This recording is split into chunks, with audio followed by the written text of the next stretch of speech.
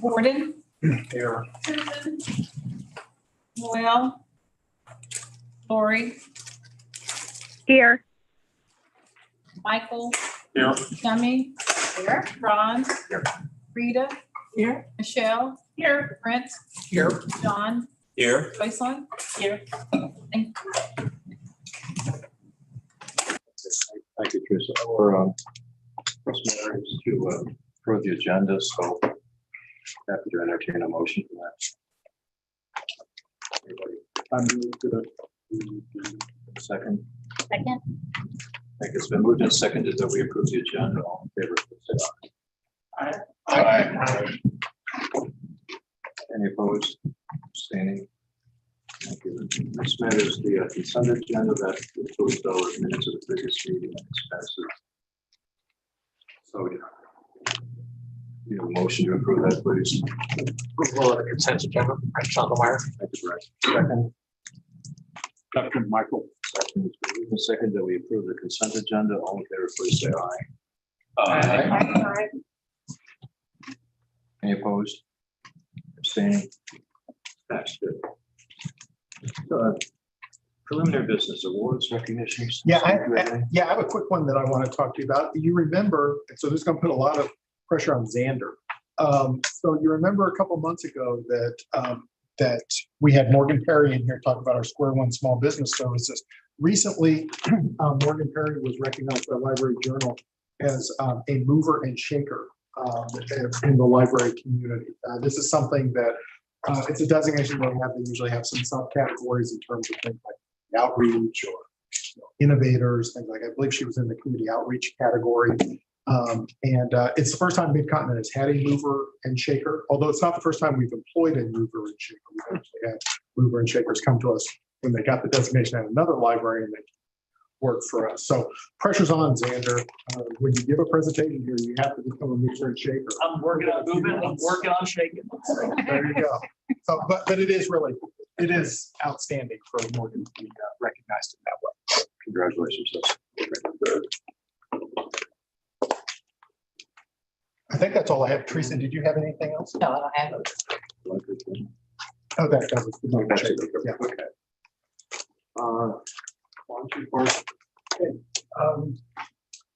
The first page of the report shows the total amount of tax revenue we have received as of April 30th. So far this year, we received $61.7 million. That's about $2 million more than last year's number. And we have received budgetable tax revenue. If you look at the county by county, the Platte County is still below the budget, and I believe it was due to the small amount of personal property tax we received. The next page shows the operational expenditures. For payroll and benefits, we spent about $25.6 million, 77% of the budget. For library materials, it's a little over $9 million, 75% of the budget. All other operational accounts is close to $7 million, 65% of the budget. Next page, the debt service fund. In the middle shows the cash balance close to $3.5 million. We will request that amount to be reimbursed to the library next month. That account will be closed. The next page is the capital project fund. We have completed the Woon historical home, and Rocket will be budgeted again next year. So will the technology upgrade. For capital improvement plan, we have spent about $18.4 million so far. Next page is the grants and gift fund. That statement shows the amount of grants for governmental grants we received is about $60,502. And the private grants is about $135,748. Membership, library lovers membership is close to $11,000. On the expenditure side, we spent about $253,000 on the library programs and a little over $10,000 for library lovers.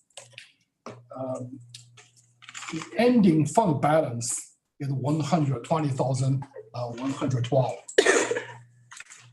So, Quantico, we can pause for a second. So we've redone this page. If you remember, the grants and gifts used to list all the different grants and gifts, and you really couldn't read it from where you were.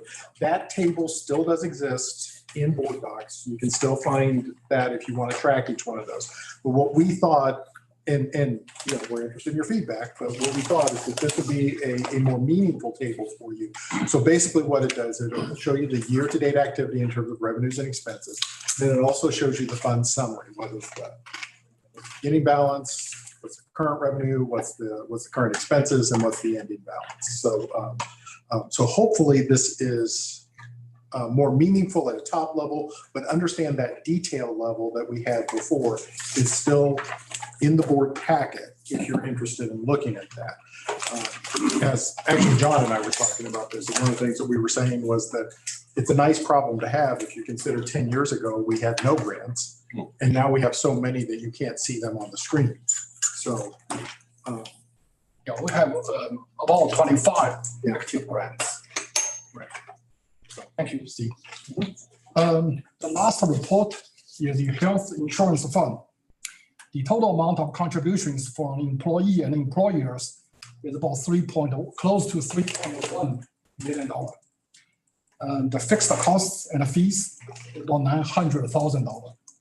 And the medical claims is about $2.1 million. Also, we had close to $1.8 million cash on hand. And the fund balance is about $1.5 million. Also, something new we have just started.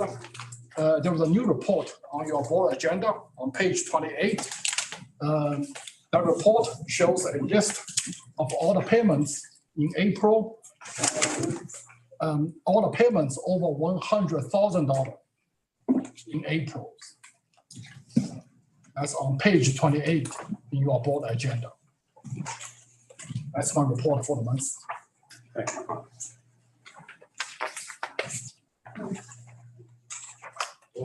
Reports. The first one is the selection committee. I report on that, but if any other member add to, please, you're more than invited. Our last meeting began with the introduction of Megan Patterson, who is a lawyer that specializes or concentrates in labor law. And we reviewed her credentials and she came on board. She gave a very in-depth review of the requirements that are to be met for the applicants. We began with the listing of the requirements previously used, and then they were reviewed for relevance, considering that the listing itself was over a decade ago. And then Megan reviewed them for compliance with federal and Missouri law. And she had proposed some changes, most specifically the incorporation of the library standards under the Missouri Secretary of State's office. Then we addressed the issue of a search firm, and Steve had mentioned that he had initiated a contact with other librarians for search firms they were pleased with regard to the results. And 4 firms came up right across the board, and all 4 were contacted and 2 expressed interest.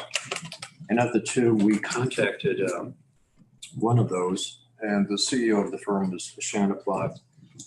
And we were fortunately able to have a Zoom conference with her during the meeting, and it was really quite impressive. I did, since the last meeting, look at other national search firms, and the fee proposal of her firm is very, very comparable, if not mirroring the fee structure of other national search firms for executive talent. Most recently, her firm placed the CEO for the Charlotte Mecklenburg Library. And that's a particular note because that library system is quite comparable to us here at MCPL. I also called my counterpart at the Charlotte Mecklenburg Library, and he had nothing but the most auditory, glowing comment about the services that were given by that search firm.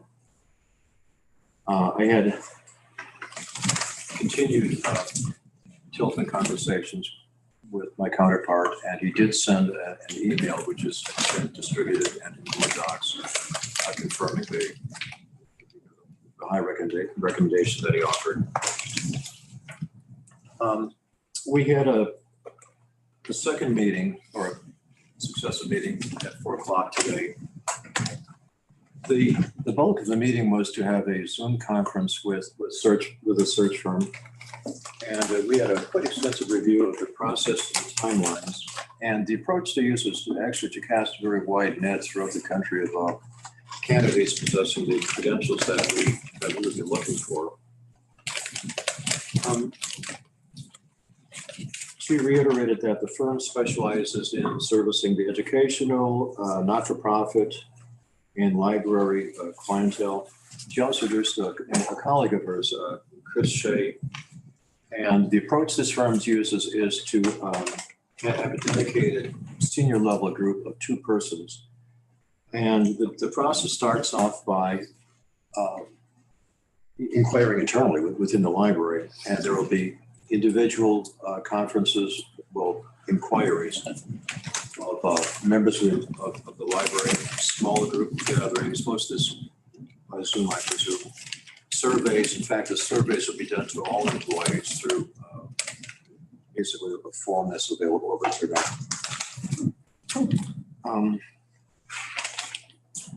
The timeline given was that they'll be starting off with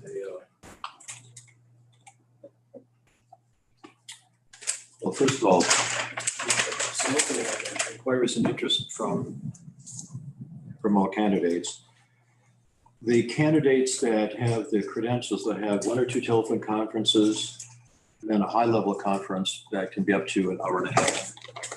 And then the process winnows down to eventually coming here to Kansas City 2 to 4 candidates who would actually be interviewed by the selection committee. And then ultimately, once the process is narrowed down to the 1 individual, that person will be brought here again for a very, very broad view of the library, the Kansas City community, different organizations, and if all turns out well, the contract would be extended. Other members of the committee, please fill in what I missed. Joe. Yeah, Michael here. I don't know if you missed anything. It's a pretty comprehensive search, and it will be, as Ron said, the net will be thrown really wide, and they'll do the screening, interviews, all that kind of stuff, and then they'll end up probably recommending to us 2 to 4 candidates, of which those ones we would bring here to directly interview them, our search committee, and then go from there. So that's, I really like the firm. I really like the people. Shanna seems real professional. And of course, I mean, at that level, you're going to be professional anyway. So, but she really, I guess, confirmed what I wanted to hear, is that they know what they're doing.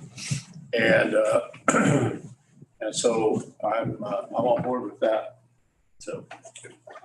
I just had a quick question. Yeah, please. This is a question I ask about all search firms, wherever I am. That is, did they say they had any expertise in sourcing diverse candidates?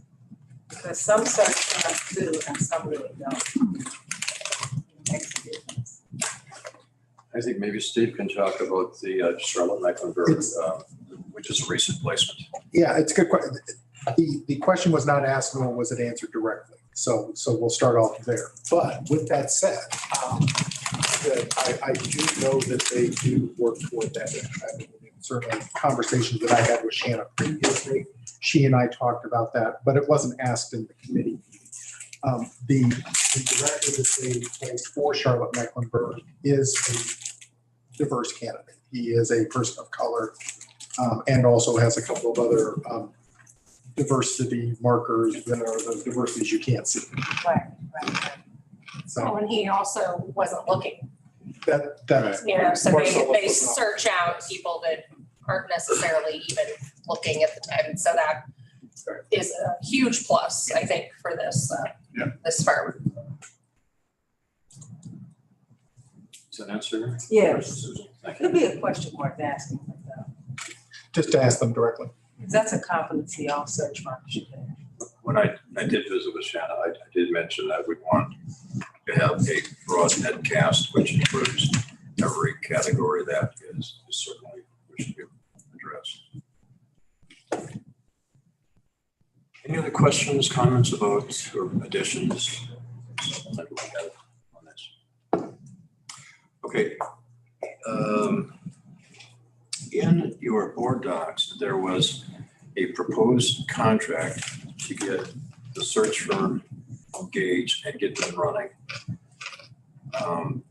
Again, two things. What we get, and that's going to be competent, competency in the search effort, which I think is there. And what they get, of course, is money. And I did, as I mentioned, I looked at the fee structure. They're very comparable to pretty much anybody else would find. So I think in terms of the consideration back and forth, it's a good deal. So I'd be very happy to entertain a motion that we approve or we enter into the contract with the search firm and that the contract be signed. I had a question. Yeah. Would it be the US board president or the library? Which one? Can't hear you. I'm just saying, who would be the signer? Would it be on behalf of the library or on behalf of I could do it. Be glad to. whatever is? A second? I second it. Second, 2 seconds. All in favor, please say aye. Discussion. Aye. You should ask for Yeah, discussion. discussion. Oh, I'm sorry, discussion. What is the fee estimate? So it's in, do you have the I agenda? read it. It's 60,000. I'd say, I just want to make sure that's stated. I think 50 is, No, it says, the letter says 60,000. No, it says 30%. 33% based on a $200,000 salary, but they were going to cap it at 60,000 the way I read it. Right, cap it at Correct. 60. yeah. And then we would, I mean, possibly have additional expenses for. Right.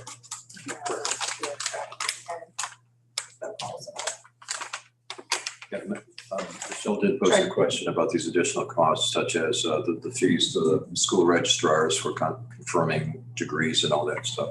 Right. That's total. Yeah, no generally, like for phone calls and stuff, I just asked, like, is there an hourly, anything like that? They didn't have that. So, Any more discussion, questions?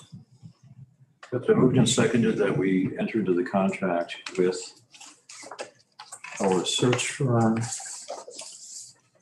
And all in favor, please say aye.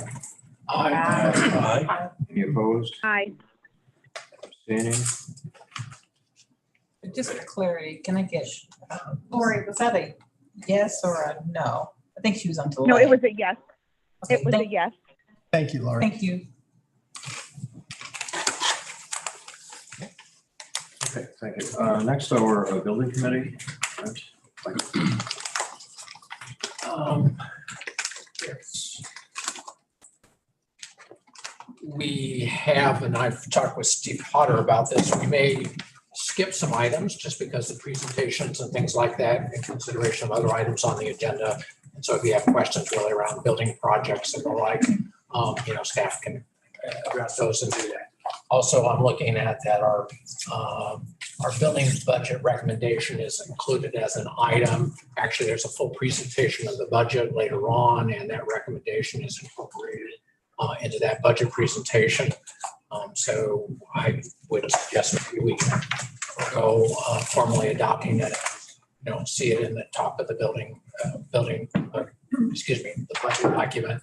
So I just want to suggest those things because I just think there's other items on the agenda that, to be clear, is that the budget recommendation in there was unanimously approved and recommended to the full board by the building committee when the building committee met recently. The major item that we want to make sure that we give our attention to is the land transaction.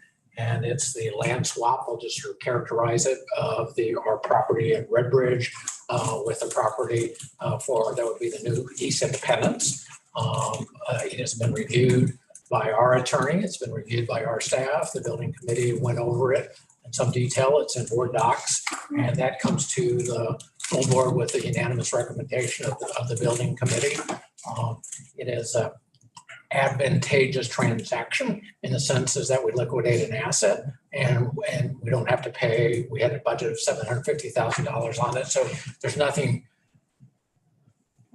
unusual about the transaction. It's not the first time we've had a land swap. We have had other land swaps and the like. And so unlike Riverside, where it has like a multi-party arrangement, it's just like property A, property B, equal value by the parties involved. So I would say that it comes to you, the full board, unanimous recommendation of the committee, and I will leave it at that. Okay, thank you. Technology committee. Well, hang on, that was a recommendation as a motion, so. Yeah. So we would want For discussion and Redbridge? for the land swap. The recommendation for the building committee to the full board for approval of the property exchange of the former Red Bridge Library and the designated East Independence properties with the Lane Ford Property Group. This formalizes the transaction. Yeah. So I have the same question. Has Phil reviewed it? I did. Not in the last couple of weeks. It's been a while, but yes. Going on for a while. Yeah, your comments on that were mostly about potential exposure for back property taxes. We clarified. Any other discussion, questions, comments?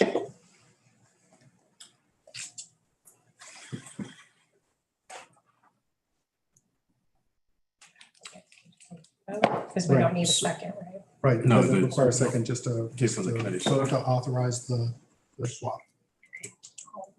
Yeah, so it's been recommended from the building committee that we as the board approve the property exchange for the former Red Bridge Library and the designated East Independence property with the Lane Ford Property Group.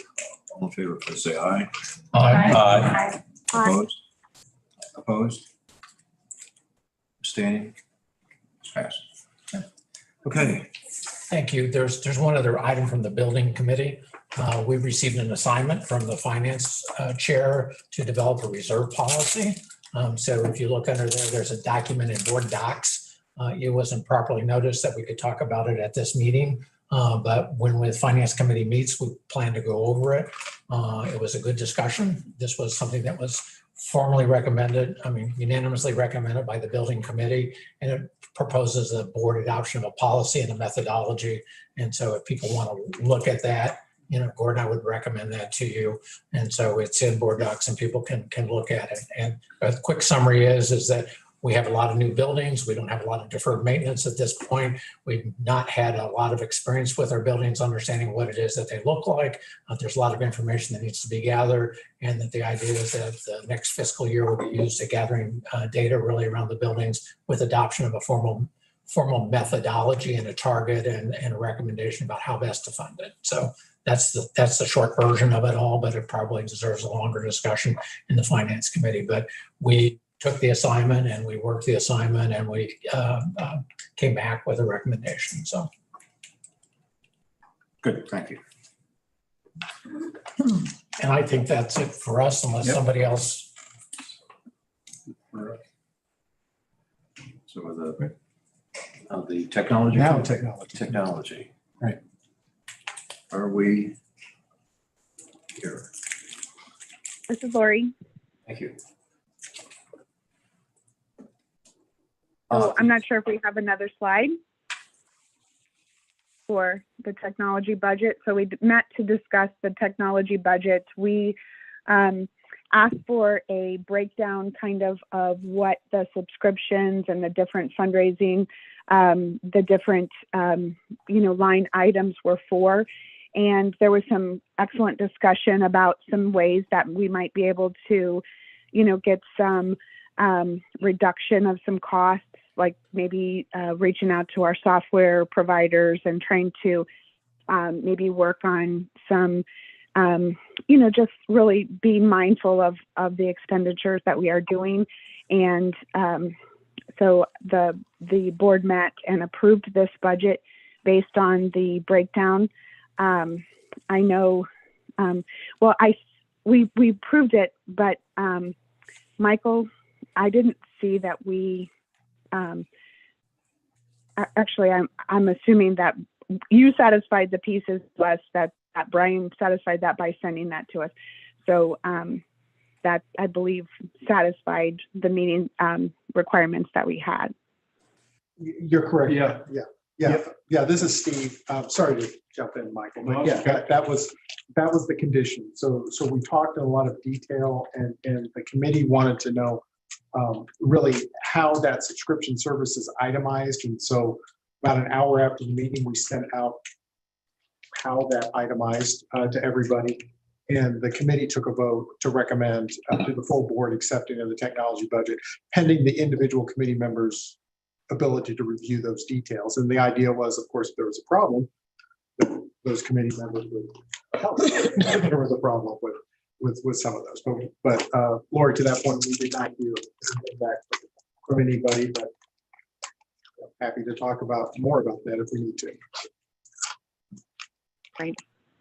Yeah, and I think that we're on target. We had talked about our vendor that we do our software through, that we've been using since 2003, and possibly just revisiting that yearly to see if there's some savings in some of the subscription services that we're currently using, and kind of what that process is. But I think technology is on target. We have the Wi-Fi. The one of the things that I asked Brian to maybe do is to just remember to our schools that don't have the ability to maybe have Wi-Fi over the summer, or maybe they don't have the Chromebooks over the summer if their kids are not in school, to maybe take advantage of the schools email and blasting that they do to text messages to parents, to maybe just remind parents that the library has these services available to our people, so that we can continue to keep that at a forefront, the technology to go at the forefront of everyone's mind over the summer.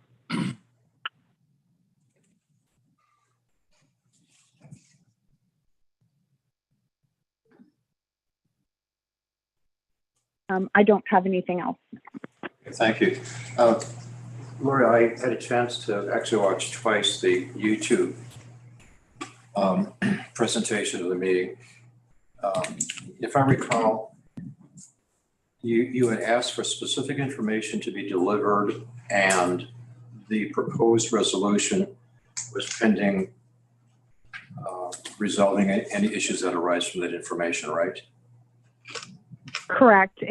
And so we were given a breakdown. I mean, it's not a line for line item, but it is kind of a grouped, at least we have a good idea of a basis of where we're spending some of our money.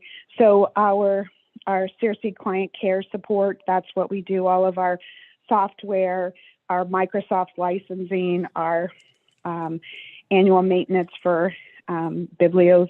I can't say it, new and replacement upgrade laptops and printers.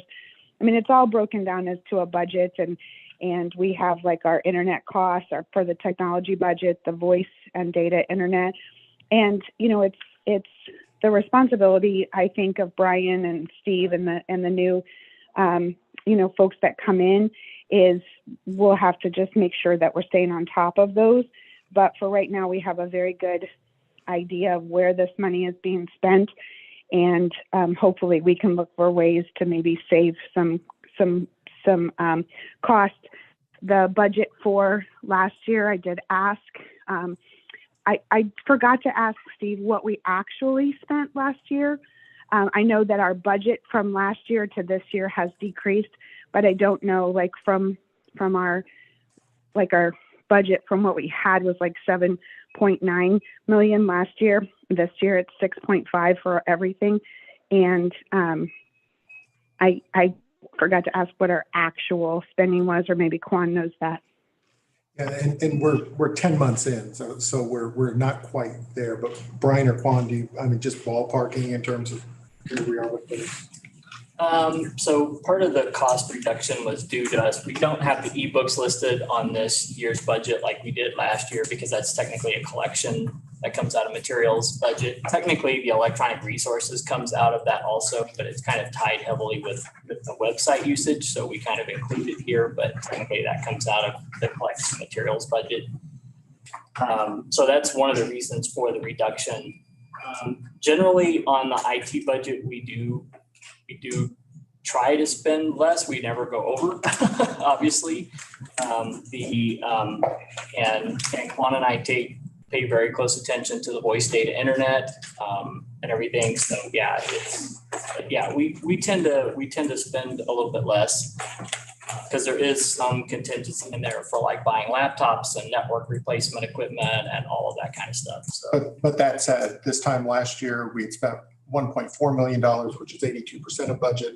Right. This year we've spent $1.7 million, which is 82%. Yeah.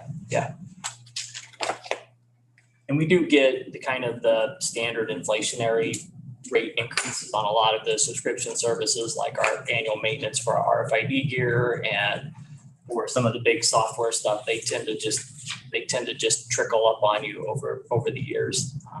So yeah. And it's the same with the electronic resources. They all undergo some inflationary rise. Now, the voice data internet normally doesn't because you're in a contract, and unless their subscription fees and that kind of stuff goes up, typically those stay the same throughout the year. They don't go up during the contract period, but so they do. That's one of the bad problems about the telecom is they do put surcharges and fees and all that kind of stuff out there after the fact. So you have to account for that. And that's all included in the budget.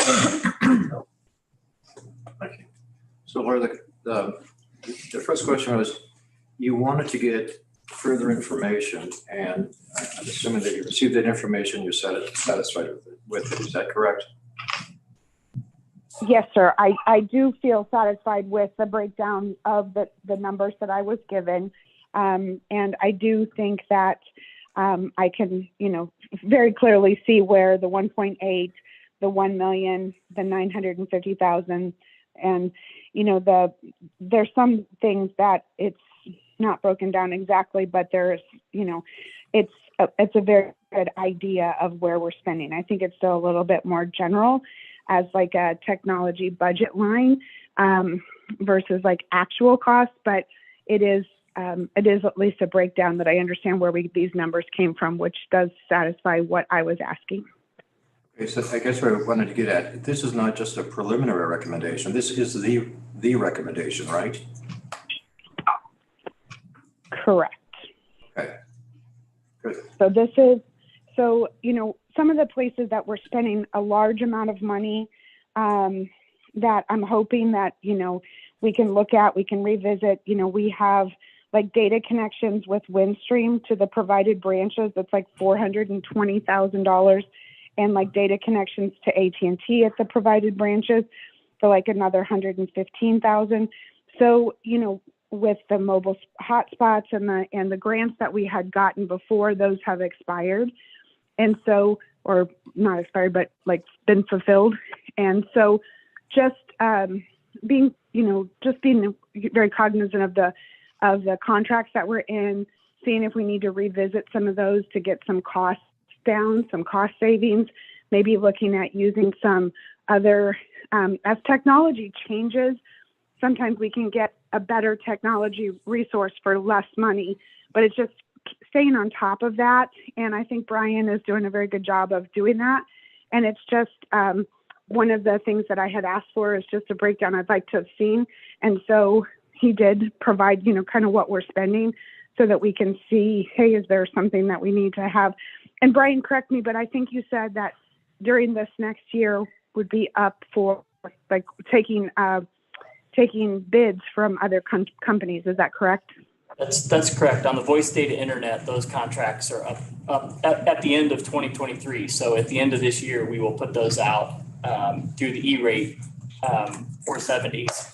And we will rebid all of that. And I do expect those to be cheaper. And in the Windstream locations, there wasn't any other vendors that would bid on it the last time that nobody would touch those remote branches out there. And now that we've put fiber in, done those things in those locations, AT&T will bid on them now. United Telecom will bid on them. Bluebird will bid on them. There's actually other vendors that will actually bid on those connections now. So yeah, I really expect those numbers to come down quite a bit. The other thing with the Windstream locations, anytime you install a brand new service into a building, the telecom companies will charge you like the last mile construction fees to put those connections into the building. And that's one of the reasons why those are so expensive. If we go back historically and look at when we put fiber into AT&T, they charged us those construction fees. And so for that contract cycle, our AT&T costs were very high for that contract cycle until we paid those construction costs down. So that's one of the reasons why it's like that. The next time we don't have to pay those fees, no matter who we go with. No matter what we end up with, yes, it will be less. So yeah, I'm looking forward to bidding them out again. I really am. So I think that's going to be good for us. So.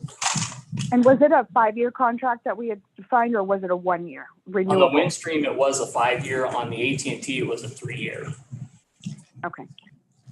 And just to clarify, as we clarified in the meeting, those are multi-year, subject to appropriation within the guidelines of the Missouri state law. Yep. So Lori. Does anyone else have any questions? Oh, go ahead. Sorry. Yeah, Lori, just to confirm, you're not asking the board to preliminarily accept your recommendations, but to actually accept it, right? In other words, this is what you want us to consider, period.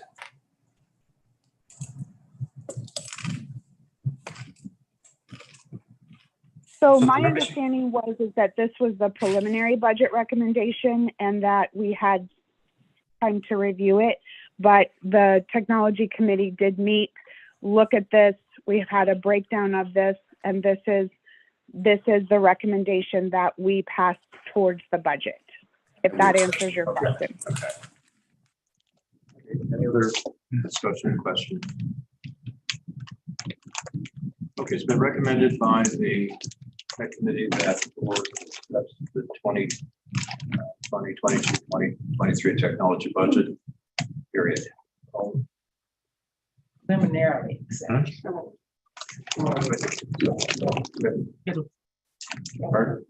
Yeah, all budgets are preliminarily accepted at this point because the final budget isn't.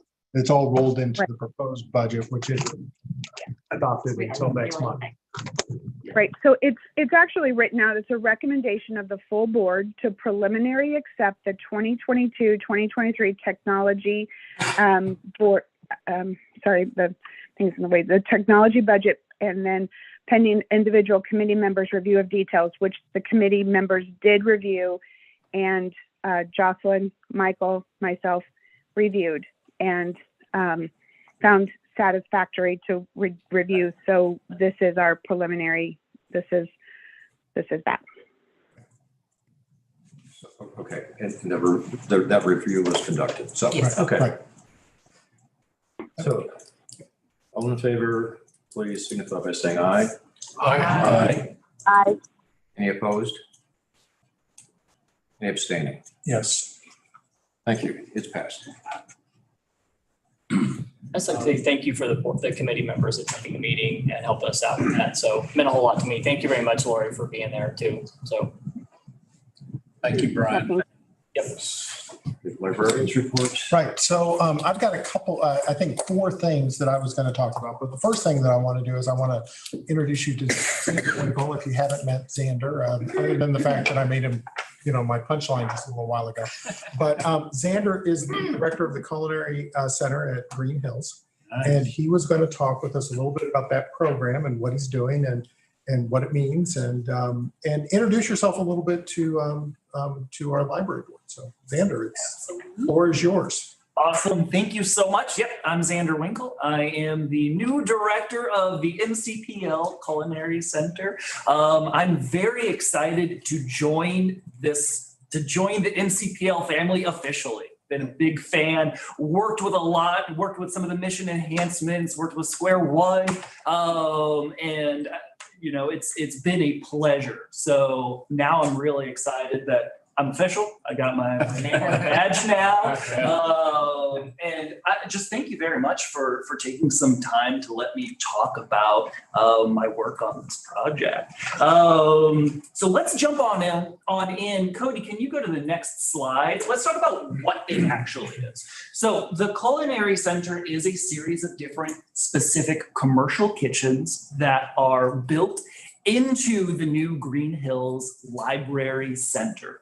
So we've got a specific teaching and demonstration kitchen. We've got 2 kitchens that are dedicated as business incubators. So spaces for small food businesses to utilize and grow their business within. And then we've got a couple other auxiliary kitchens that help complement the utilization of that teaching kitchen and of those incubator kitchens. And the whole Culinary Center is about 6,000, just a little under 6,000 square feet. That's, of course, added on to that Green Hills new destination library location. Cody, can we go to the next slide? So how does this work? Let's talk about the teaching kitchen first. So in this space, we've got the kitchen designed that we can do hands-on demonstration, that we can have expert chefs in there that you can cook alongside with. We can do demonstrations. And then we also have the technology built in there that we can have virtual and hybrid programming. So you can, on your device, cook alongside in your own home kitchen along with the chefs that are working in that particular space. With culinary programming, we had talked about this, where there's just so many different options on what you could do and so many different things in food. So we wanted to be strategic and narrow down onto what are some areas within food that are really going to move the needle on our mission of enriching people's lives. So some of those categories that we're getting programming set up around is, of course, youth and family programming, with a particular emphasis around incorporating early literacy skills, early STEM and STEAM skills into those programs. We're also looking at home kitchen essentials. So if you didn't have the opportunity to take a culinary class in school, or you just want to learn more, you want to learn more about, what knives do I need to use for what, or how do I, make basic sauces. We want to be able to provide all that programming and access to that kind of information. Another category that I've called purposeful eating incorporates if you're eating for particular health reasons, if you're avoiding allergens, if you want to, source your food more locally. So beyond the obvious reason that everybody needs calories to survive, what is that additional purpose that you're trying to incorporate into your cooking and into your diet? And then, of course, world cuisine is a topic that we're looking at, and how can we bring cuisines that you may not otherwise connect with and cultures that you may not otherwise connect with, how can we, through food, make that connection to our customers? And of course, we're connected through the incubator kitchens that I'll talk about, and through Square One, success around building up and providing information to startup food businesses in particular. So we want to, strategically include that, of course, into the Culinary Center programming as well. And of course, looking towards, but we had to start somewhere. So we really wanted to focus in on what are those topics that are really going to move the needle on our overall mission. And I will say too, it's more than just having entertaining programs. It's more than just having delicious programs, which, don't get me wrong, they will absolutely be entertaining. They will absolutely be delicious. But we wanted to be, if food is inherently science, and math and all of those STEM skills. You inherently in culinary programming, it's going to be a part of your daily need of inspiration and creativity.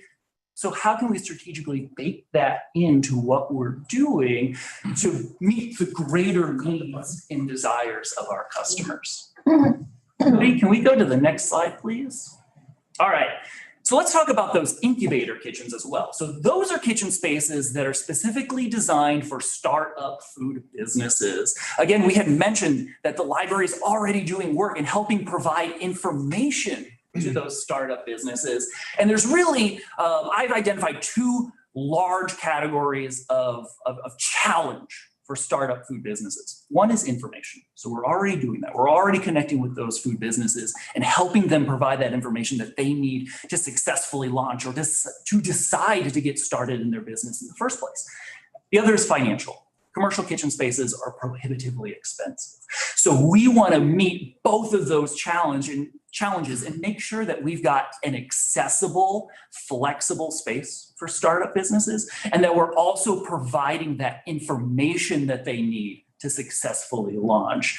So we want to help build that roadmap. So as folks come to us and say, I have this idea, how do I, legally get it started? We can say, these are the considerations, these are the things that you are going to need, and they can then have all the information that they need to make that decision if they want to get into that business or how they can get into that business successfully. And then with the ultimate goal is that they don't live in the incubator forever. You gotta, out of the nest at some point. We want to strategically, again, provide them an opportunity that they will be positioned to be successful in that next step. So those businesses can build up a history of sales that maybe they can't actually go to a bank and get financing, or they've already got, a stable enough brand and revenue that it makes sense for them to invest into a new factory or to contract with a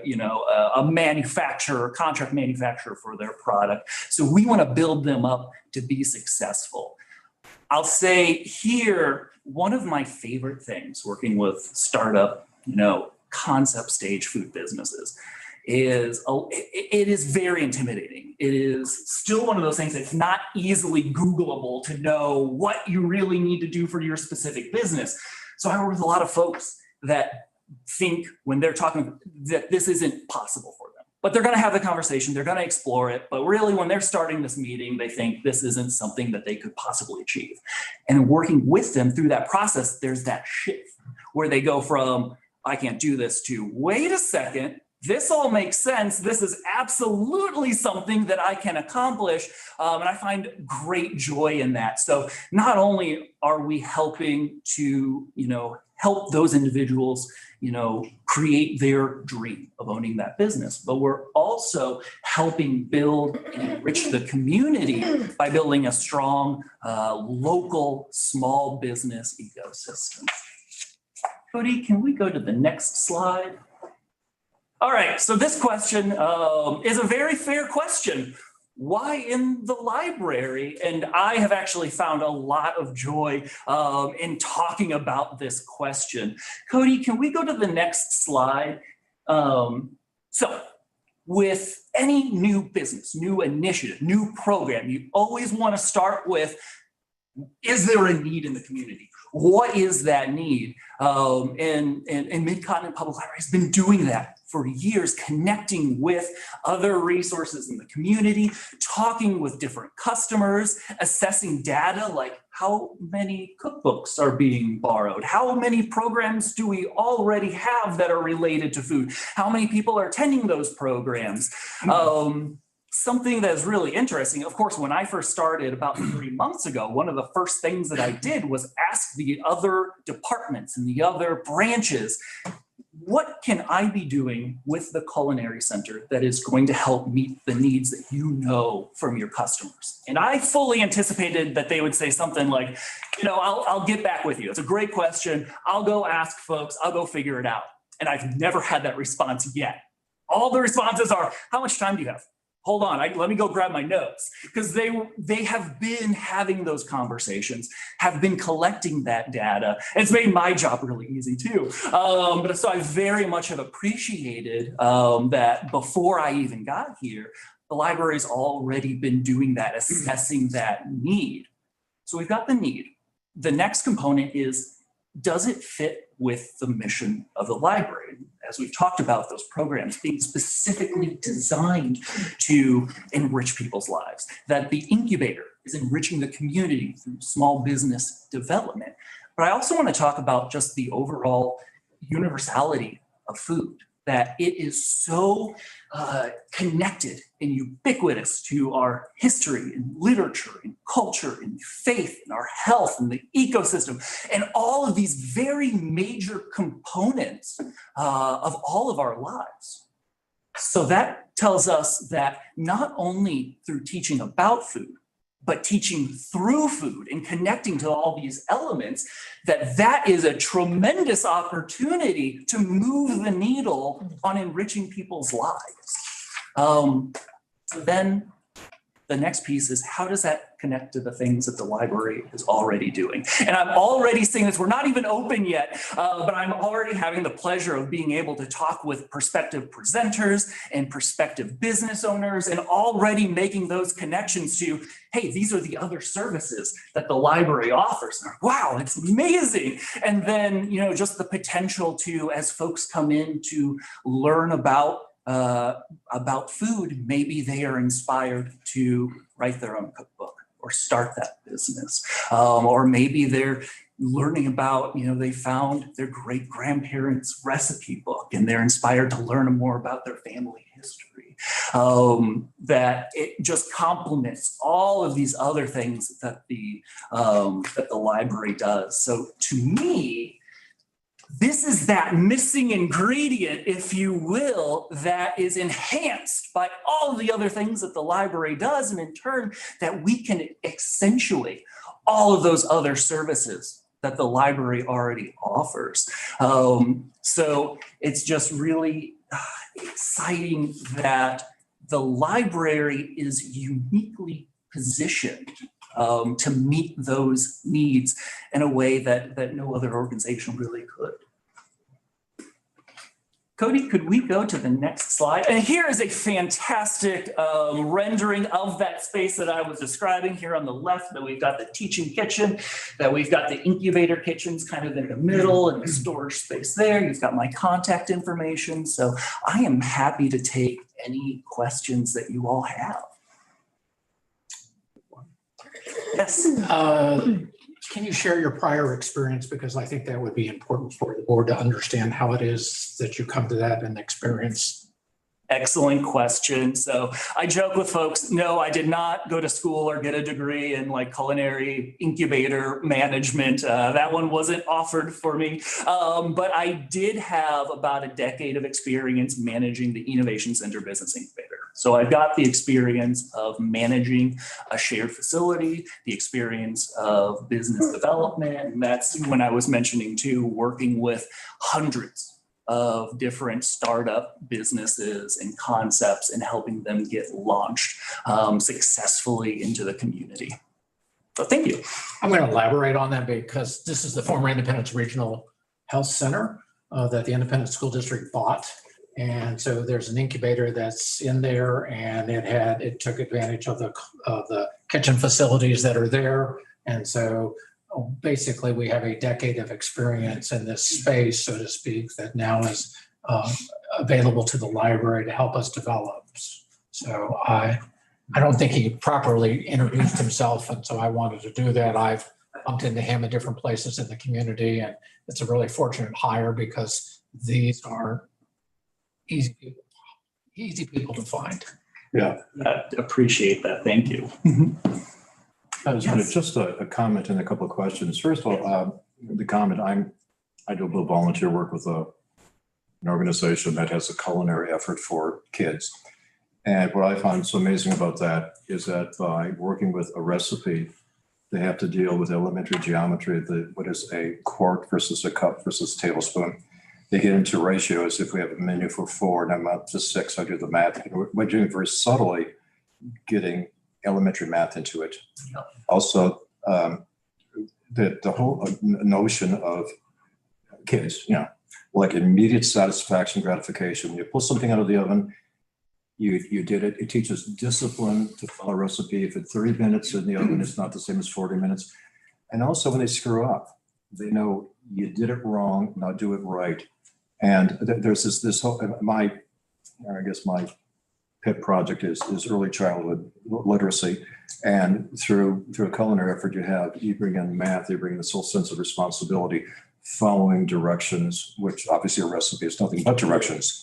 And I think the effort that area, and hopefully there will be opportunities for not just the grown-ups to do this, but down at lower levels. But one question I had, I just went past Green Hills yesterday, and where are you camping out? Here? That is an excellent question. The staff has been so kind as to let me, I've called it the professional equivalent of couch surfing. So there are some conference tables and folks' offices, but it's given me a fantastic opportunity to meet everybody and to meet so many folks because I'm hanging out in the corner of their office. So right now we're moving around and a lot of folks have been very kind to host me and now our team. So we've got myself and then our kitchen manager as well. So until we've got that space in our possession, we're floating around and meeting folks in the system. Great. Comment. Man, I really appreciate your enthusiasm. Yeah. That's what you need to succeed. You are going to go really, really far. And so I really love your enthusiasm. And I live up in Platte City. We have the Northland Career Center, and there's a culinary center. I don't know if you've met the folks up there yet, but they serve the Chamber of Commerce luncheon every month. And so that they practice on all of us. Some's good, some's not so good, but overall it's not too shabby, but they got to learn. Yep. They got to learn. And so I really appreciate your enthusiasm, appreciate what Brent had to say. And is the fork there yet? Just kidding. It's been a little bit, but I don't think it's there yet. I want to be there for the forking. That's going to be really iconic because there isn't any other place that has the fork. Nope. Northland has make directions easy. Yeah, that's it. So thank you for your presentation. It was really, really good. Yes, and I think this is going to do really well. I think you're going to do really well. So way to go. Yes. Xander, I just want to say thank you for doing this work, not only for the business startups, because as we know, restaurants are one of the most high failure rate businesses because people don't have the background. So I really appreciate that. And then there's another reason. What I've found is, and I've held cooking classes at my home, younger people these days do not know how to cook, and cooking is a basic life skill. So to the extent the family portion of this gets launched, that's going to be a very valuable asset to the community. I agree, yes. Yeah, I was one of the board members that was actually able to visit a comparable one in Philadelphia. And Michelle was too. And we were very impressed back then, and to see it now come here and to see it realized in our community is a real pleasure because that was a memorable trip. You remember that, Michelle? That was it was memorable. But that was a highlight, and I'm very looking forward to it. I spent a lot of. That was definitely one of the pluses. That was definitely one of the pluses. Yeah.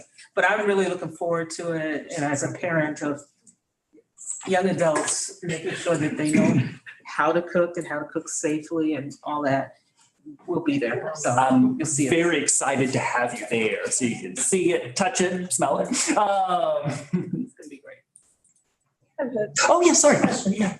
And this may be overly detailed, but I just trying to figure out, what do you do like when you have these startup businesses and they actually use the space to do their cooking, like say they're going to be like a food truck, or not a food truck, but a vendor someplace. So I guess they're doing that for a limited amount of time, or how do you, it seems like your space would just be booked up all the time. If you know what I mean? Like if you had all these little businesses, so how does that work? In my experience, typically for a shared environment, food businesses don't particularly want to share. It's just it makes financial sense getting started. So typically there are natural points, and this is something that I would have a conversation with all of these businesses, or a member of our staff would talk about and understand, what does that business need and how long do they anticipate that they would need that incubation time? Eventually you want your own space because you're going to we want you to outgrow this. So maybe it is a revenue threshold that they are going to meet the minimum requirement for contracting out production of a food product. Maybe it is an employee threshold that once you get 5+ employees, it actually, if you're doing the math, it takes more time for you to pay those folks to get out all your equipment, get your space set up, and then clean it all up so it's ready for the next person. Right. Financially, at a certain point, it's going to make sense for them to move out of that space. But every food business is a little bit different, because you mentioned there's food trucks. They're a little bit more self-contained. They might graduate more quickly. There are food product manufacturers that maybe that threshold to build out a whole factory for their specific production is going to be pretty high. So maybe they are hanging out with us a little bit longer. So that's just something that we would need to develop as part of our procedures on how do we communicate that with folks and how do we stay on top of helping them through that process. But ultimately, that's what most of those businesses really desire when they're coming into a shared facility, is that eventually in their mind, they've got the idea of what ultimately success looks like for that business. And we just need to be a part of that conversation. So they just reserve it for a set amount of time, like, I guess, like every day or something. Potentially. I mean, depending on their schedule. In my experience, we very rarely had a business that would utilize a shared space every single day. Again, at that point, they're probably ready for that graduation, but we might see them once or twice a week.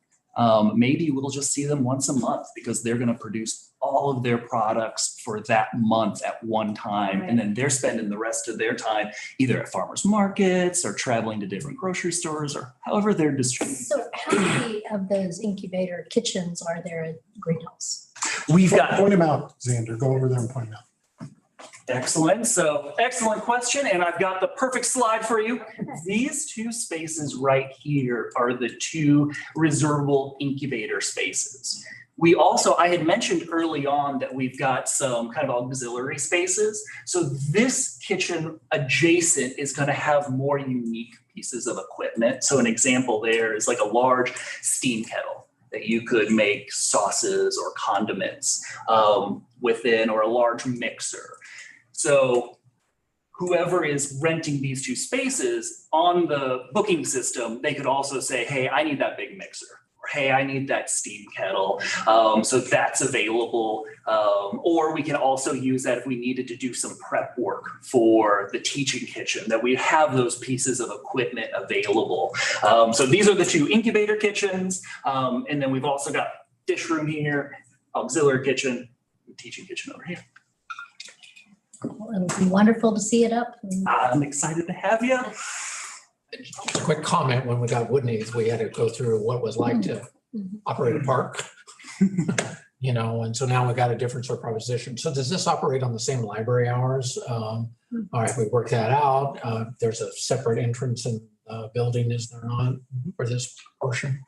So the building has been designed, and we are looking at allowing certain clients who would need off hours. So outside of the standard library hours, because you will have one of the prospective clients, they've got to get stuff ready to distribute for the day. So they need to come in potentially at 3 or 4 a.m. to get, if it's baked goods or something that is ready. So it is there in time and fresh for the coffee shops that they are distributing to. Or if it's a caterer, if it's doing a wedding on the weekend, they still need to come back and clean everything up and put things back into the cooler. So we are exploring that option and potentially building that into our procedures to allow for that. That's going to be just a necessary component for a lot of food businesses. Yes.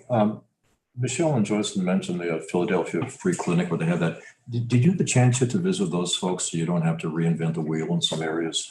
So I need to revisit with them. So I was fortunate enough that in some of the early planning in my past life that I've been a part of those conversations already on the planning side. But I do, as we are getting into the more details, I've been compiling my list. And now that we have our kitchen manager on, I definitely want to introduce her and get into more of those detailed components and absolutely not have to reinvent things, kind of have an idea of what smallwares have you used or not used or what things have been successful.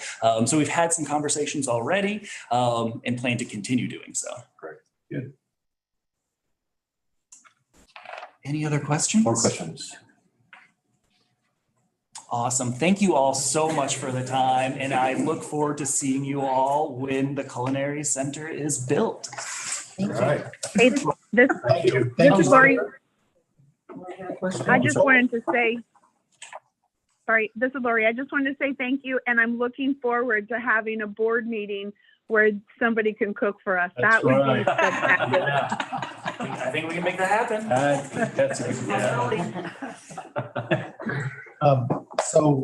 Yeah, we could talk a long, long time. But one of the things to Ron's last question was when we were originally doing the brainstorming and initial design with the engineers and the architects and all of that, we actually invited Xander in his previous job to sort of be a local expert to help us with the incubator side. And we kept zooming in Liz Fitzgerald, who was the Culinary Center leader from the Free Library of Philadelphia. And so they were our experts that guided us through this. And we've already hired Xander, and then Liz left the Free Library. So I keep guessing at some point we'll probably hire her, and we'll have the whole team here just running our Culinary Center. But so moving on, just a couple of things. I want to give you an update on the Missouri General Assembly and what's happened with library issues in the Missouri General Assembly as they've wound down and adjourned. So, efforts around redistricting and other things like that really did affect the ability for things going on. And so there wasn't a whole lot of legislation that directly affected Mid-Continent. The ebook bill that we talked about early that we helped draft was heard in committee, but it died there in part because there was a similar bill that we were following and using as a template that was passed in Maryland. It was challenged in court. And when it became challenged in court, the Missouri General Assembly just sort of backed off to see what would happen with that bill at that point. I still think it's a really important issue, and I think that an improved version of the bill might have a chance in a future session. So just something to keep an eye on.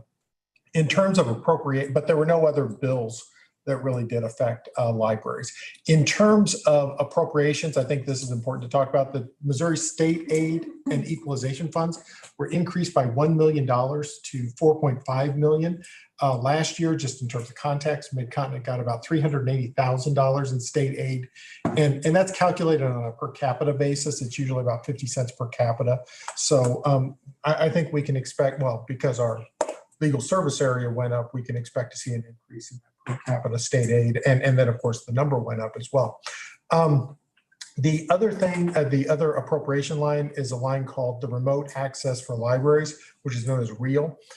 It was levelly funded at $3.1 million. This funding is what helps buy online content for the entire state. And so we share in some of that online content purchase. Finally, there was an appropriation for the out-of-state athletes and entertainers tax. It's frequently called the A&E tax. Interestingly, it was fully appropriated for the first time in its history. It's been around since, I think, 1993, and it's the first time it was ever fully appropriated. These revenues are divided by cultural partners like the Missouri Humanities Council, the Missouri Public Broadcasting Station, and Missouri Public Libraries typically get 10% of the appropriated amount. This year's amount will be about $3.3 million for libraries. Last year, Mid-Continent got about $40,000 in the A&E appropriation, and it was appropriated. The amount that was appropriated last year was $800,000. So my guess is we're probably going to see a nice bump from that, but because that is always subject to legislative appropriation, we never know how much it's going to be from year to year. But that is what happened in Jefferson City as far as what was affecting libraries. Next topic, the 2022 Summer Library Program. You might recall that we had Katie McDonald here a couple months ago to talk with us about the Summer Library Program. And of course, keeping children's minds nimble and reading during the summer has been proven to be a great low-cost, easy access thing that can be done to promote community literacy and strengthen critical thinking skills. Registration for the Summer Library Program right now is open, and the program itself starts in May 31st, I should say. It's a real simple program. You read 20 minutes per day, you earn books and chances for other prizes. There's also programs and events for children and families. Finally, there's an adult program, which we discovered this a couple of years. Actually, I think we started this right before the pandemic, which we discovered that adults modeling good behavior is one of the best things for children, to encourage children to copy that good behavior. So there's an adult reading program.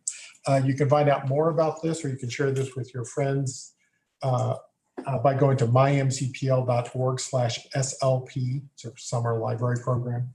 And that's where you can find out more about the program, and you can sign up and find out more about the events and things like that that are going on. I did want to ask, I did give you all a homework assignment last time about going to our website, mymcpl.org/services, and take a look at all the services, because we've been highlighting the different services that we do, like Xander with the Culinary Center. We had Mark talking about Square One, and we talked a few months ago about some of the other special services that we had, like Chromebooks and passports and notary services.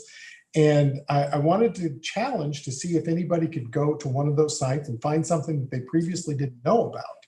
So I'm continuing to tap dance a little bit in case somebody's actually going to mymcpl.org/services and looking at something. But did anybody find anything that they wanted to highlight? And if not, that's okay. Okay, I'll still challenge you to do it again next month. Yeah, I can mention the episode treasure we have at Woodneath. There was a presentation by a local storyteller who portrayed the life of the last person to live in the building, and she came in dressed in attire appropriate for like the 1940s, and told stories of the farming area, which is behind the mansion. And it was maybe half an hour. It was incredibly presented, and it gave a real sense of life to that building, which at that time was literally falling apart. I mean, literally falling apart. And then other people, it was really quite engaging. Some other people were there, old people like my age. They said, yeah, I used to come here as a kid before it was developed with all the very, very nice housing. They used to go hunting in the background and bring whatever he got from his efforts, and shared the quail and the rabbits with the Crouch family. It was a very, very, very good. And that ties into something, so I'm going to put Jim on the spot. It was such an incredible effort. I'm wondering, maybe we can start looking as to how we can help you in your department to get the word out. Because there's such absolute, there's some real gems. And I'm just wondering, how can you possibly get it out through marketing, advertising? Because it's too much good stuff to have not just absolutely taken advantage of fully. And what's happened at Woodney, I think happens in many other of the branches. I've gone to presentations that are really, really first class stuff. Got to get the word out. Well, to that end, that actually does get to one of the last things I wanted to point out, which I left a couple of things for you to take home with you. One of them is we brought back Beyond the Books, which some of you might remember this. And if you remember before, it used to be a lot thicker. This really is beginning to take the feel of almost like a magazine, where there are articles, where there's this really nice article, for example, about the Culinary Literacy Center. And you can begin to learn about some of the things that we're doing. Some of the things that Ron's talking about, sort of ads about story times in the park, but they're still the same old. Here's the summer library program, but you can still get to events that are going on and read about the events. But it's beginning to take more the theme of like a magazine, where you're beginning to understand what it is the libraries do, not just the programs we're offering, but why we're offering them and why you might be interested. So some of that, I think, Ron, could be helpful. The other thing that I left with you, which I can't remember, I couldn't remember if I'd shared these before, so I brought these, our 2022-23 calendars, our 18-month calendar, which highlights a lot of what we've been doing in terms of construction and updates and upgrading of our buildings, as well as a lot of other sort of library activities. It did, as Mary, our marketing manager, tells us all the time. I mean, it ended up having to be an 18-month calendar because we had so many buildings that we had refreshed that it had to be 18 months. So there's plenty of time. It's not getting this halfway through its utilization. There's still a good 12 months worth of use for this calendar. So I think that's what that's what I have for the library. One service that I came across that was the power check device program, where you're able to check this out, and then you're able to see how the power utilization in your home or wherever your business, wherever it is. And I've been sharing that around. That's a program that we're doing with Evergy, and you can plug it in and determine your utilization. You've got appliances that are no longer energy efficient. It can help you identify them. I have a question, but it's like back on the culinary side. Sure. Sorry. No, it's okay. Xander's still here, so. Well, and it may be, and I guess looking at Dustin, it made me think. So how on this kitchen that people made for me to use at 3 a.m. or whatever, on the secure, like how do we have the security? How will we manage that so that people don't have access to the rest of the building? Yep. If you would like to, absolutely. What we've done is with our security systems that are set in place, we've actually partitioned everything for the library itself, then the Culinary Literacy Center on the other side. So what we can do is control access to the Culinary Literacy Center so that if someone does scan in, the building of the actual library is still armed and alarmed, but the culinary side is disarmed and will allow them free flow in that area. Our matters of ingress and egress are also secured so that you cannot exit from the Culinary Literacy Center into the main library branch itself. And it's all controlled through access control and key cards. Like I said, we partitioned it off so that it operates, it's one solid building, but it'll operate almost as two when that access is needed. So we'll allow the people in and out. Okay, so the people that will be coming in through you will get. So they'll be vetted and verified through Xander's department. That information will then be passed down to me. So say you're the vendor, Michelle. We'll verify that everything is copacetic in that sense. They have to go through some kind of check. Yeah, we're not just going to be handing out cards saying, come on. Yeah, there'll be an established business with insurance. There's also cameras in that area that we can go back through and monitor anything that potentially could have come up. So we've set that up again to operate individually, but within the actual facility itself. Thanks.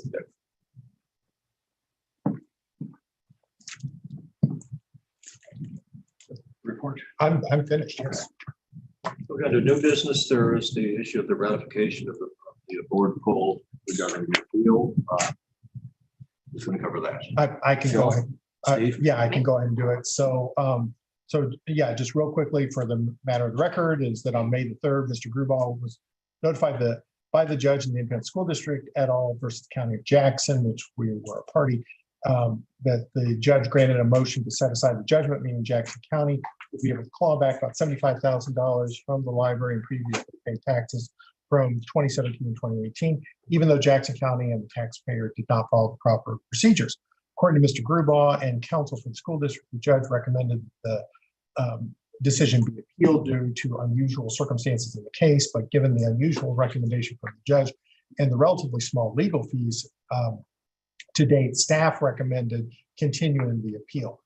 Because the intention to appeal had to be filed before the next board meeting, that is tonight, it had to be filed on Friday. And the bill, of course, meeting is tonight. Staff pulled the board to get direction as to whether or not to join with the independent school district in the appeal.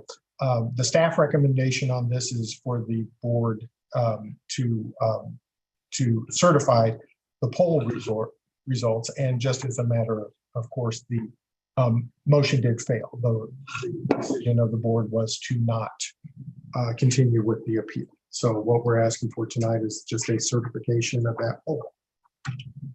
I move certification. Second. So we have a motion on the floor to certify the poll. All in favor, please say aye. Aye. I'm sorry. I didn't understand the question.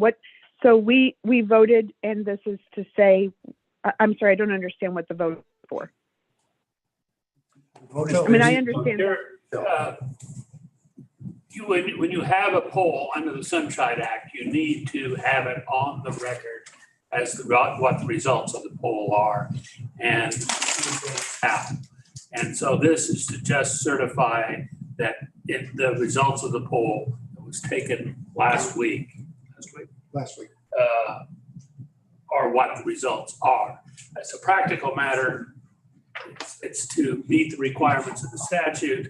Because of the board's wishes, I didn't file a notice of appeal. And so now we couldn't appeal if you have changed your mind.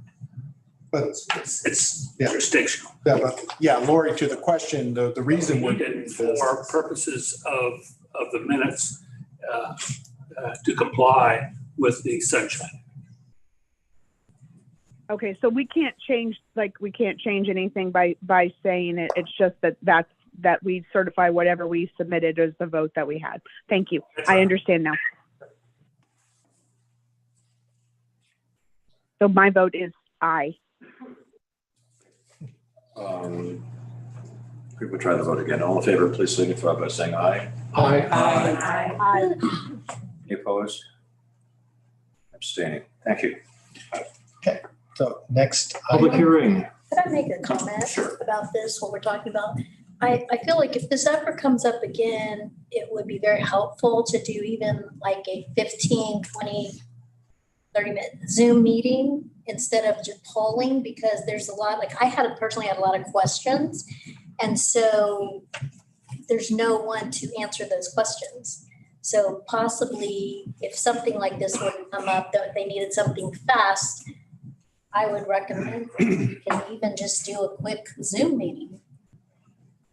Sure. Yeah, there are provisions for calling special meetings, and as long as you have the notices out, Zoom. Because we would have had enough time to have done a quick Zoom meeting. So since this did not pass, do we have to now pay back the $75,000 since it did not pass? Since we're not appealing it?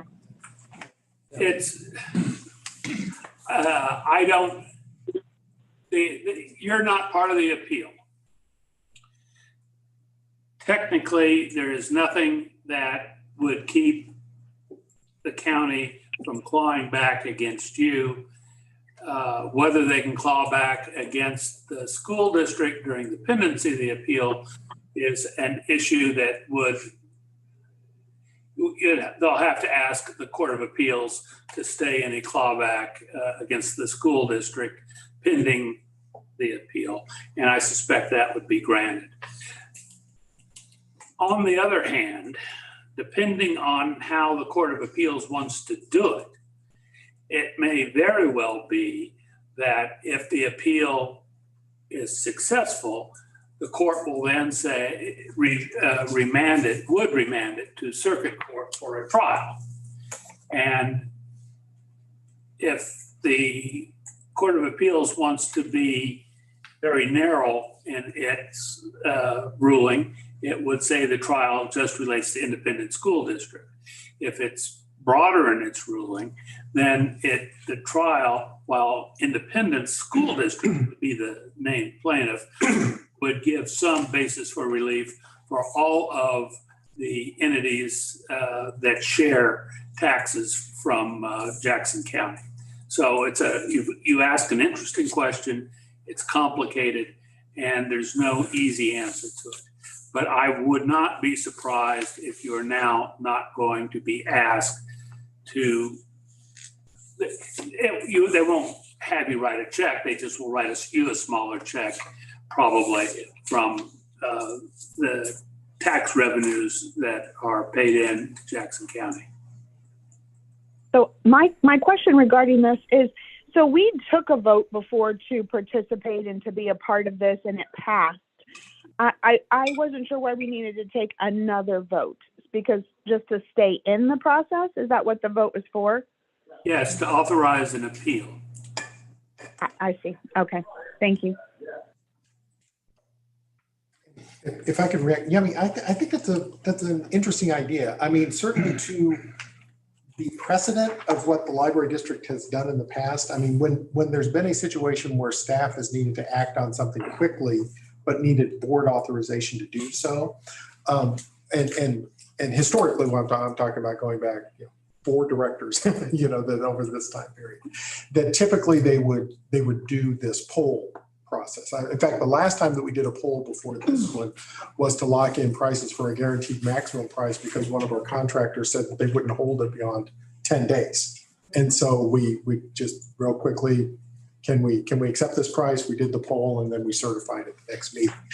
Technology has certainly made it so that there's not a reason why we couldn't do something like this, so long as we adhere to all of the provisions of the posting meetings and making sure that the public, if you're doing that, then it's a public meeting, so the public has to have an ability to participate, not participate, but to view it at some point. But Phil, would you see a reason for us to forego the polls and to do this instead? Well, I think, that's a matter of how the board wants to handle it, and what, there's a difference in terms of the amount of inquiry that the board might want.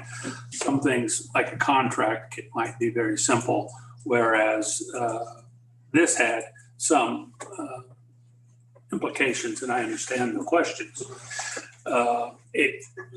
And in this case, it probably would have had to have been a public meeting, but in other instances, in legal matters, you could have had it be an executive session. You would have had to have open to the public to vote to go into executive session and vote to go in, and then have the meeting, and then come back and announce the result. Joe. I guess there's no reason we couldn't do it. Is the reality of it. Yeah, right. We just, I remember seeing the email, she asked for that, and I don't remember seeing a, no, we're not going to, or yes, we could, or anything. So I think that's maybe a little bit of a frustration, is that it was simply just ignored. So anyway, that's it. But I do like your word implication, and I'm thinking that it may be a good idea to have a brief meeting just to make sure people who are voting understand the implication when it's a complex issue. Yeah. It's not a yes or no, cut and dry, their implications, so. Yeah, I think now we have the technology. I think in years past, yes, you just had to call people, but now, boom, we can post it, wait, 3 days, the technology is there to do it. Good point. Right. Okay. in the sense of taking a poll, does anybody want a break? We've been at it for about an hour and a half. Okay, I make a motion for a break. let's just take 10 minutes. Just the standards.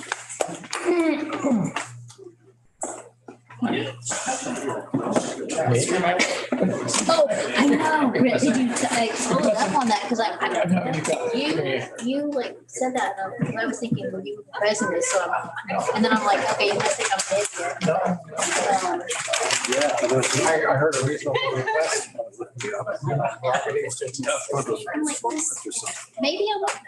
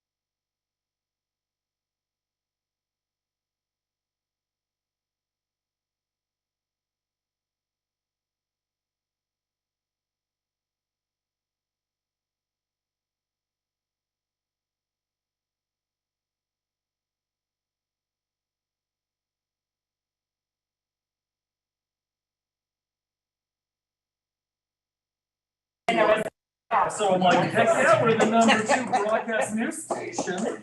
Let's reconvene our meeting. In Kirksville, Missouri. So wait a minute. Okay, let's reconvene the meeting. Just for the for purposes of Xander, many comments, we're moving the board meetings now to Green Hills as soon as possible. Yeah. So you're ready. Perfect. Actually, Xander will be ready. Brian, you're the one that's have to be ready to get all the technology up and running. Yeah, it's okay. It's okay. Don't worry about it. We'll rush it along fast. We get to eating good food. So. Yeah. There you go. Actually, I think we just have to put notices. I don't think YouTube is required, so don't worry about it. Beginning with the agenda, we just had the ratification of full now with the public hearing matter. Yeah, so pursuant to the statute, revised statute section 137, Mid-Continent Public Library holds a public hearing each year to hear public comments about the proposed levy rate. This hearing is a requirement for the library to set its levy each year. Mid-Continent Public Library places a notice of this hearing in the newspaper with the highest circulation in the Mid-Continent District as required by statute, which is the Kansas City Star. We also post the meeting announcement at the branches and post notice of the hearing on the library's online governance system and website. Mid-Continent Public Library welcomes comment on the proposed budget from the public at this time as well. Consequently, a draft version of the budget is printed and made available at each branch. In addition, the proposed budget is available on the library's website and online governance system. Staff recommends that the board establish a hearing for the public input on the 2023 levy and the 2022-2023 budget for June at 10 a.m. June 2020 at the North Independence Branch.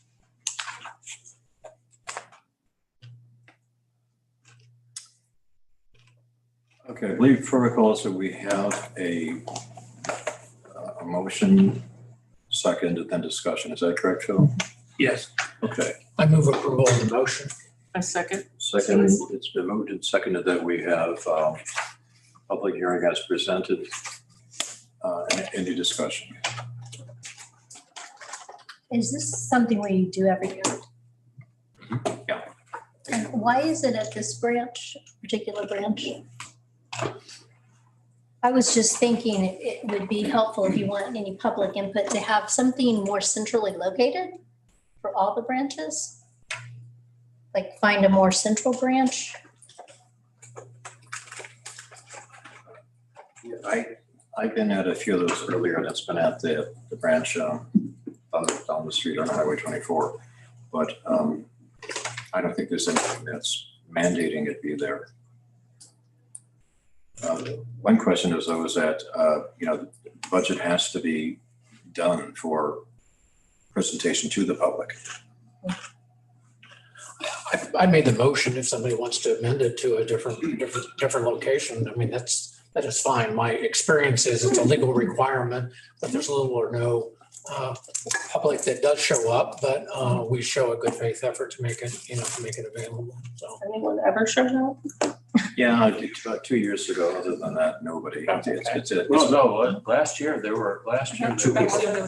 Three people. Yeah, I think it was 3 people. So, I mean, if a different location is desired, that would be important to know because then you want to have a proper legal notice. So. Yeah, for the legal notice, we have to say where it's going to be located.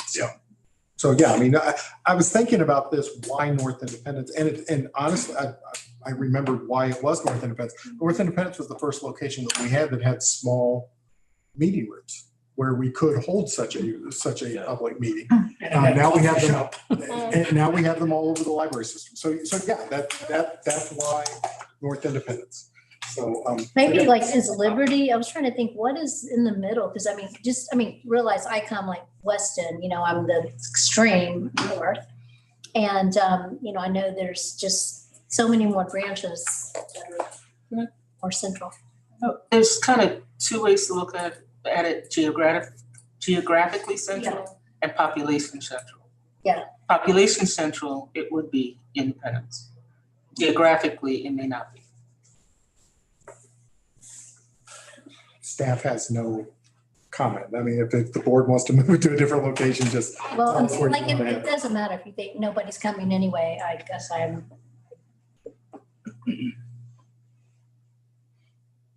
Question? No, just call a question. Okay. yeah, no,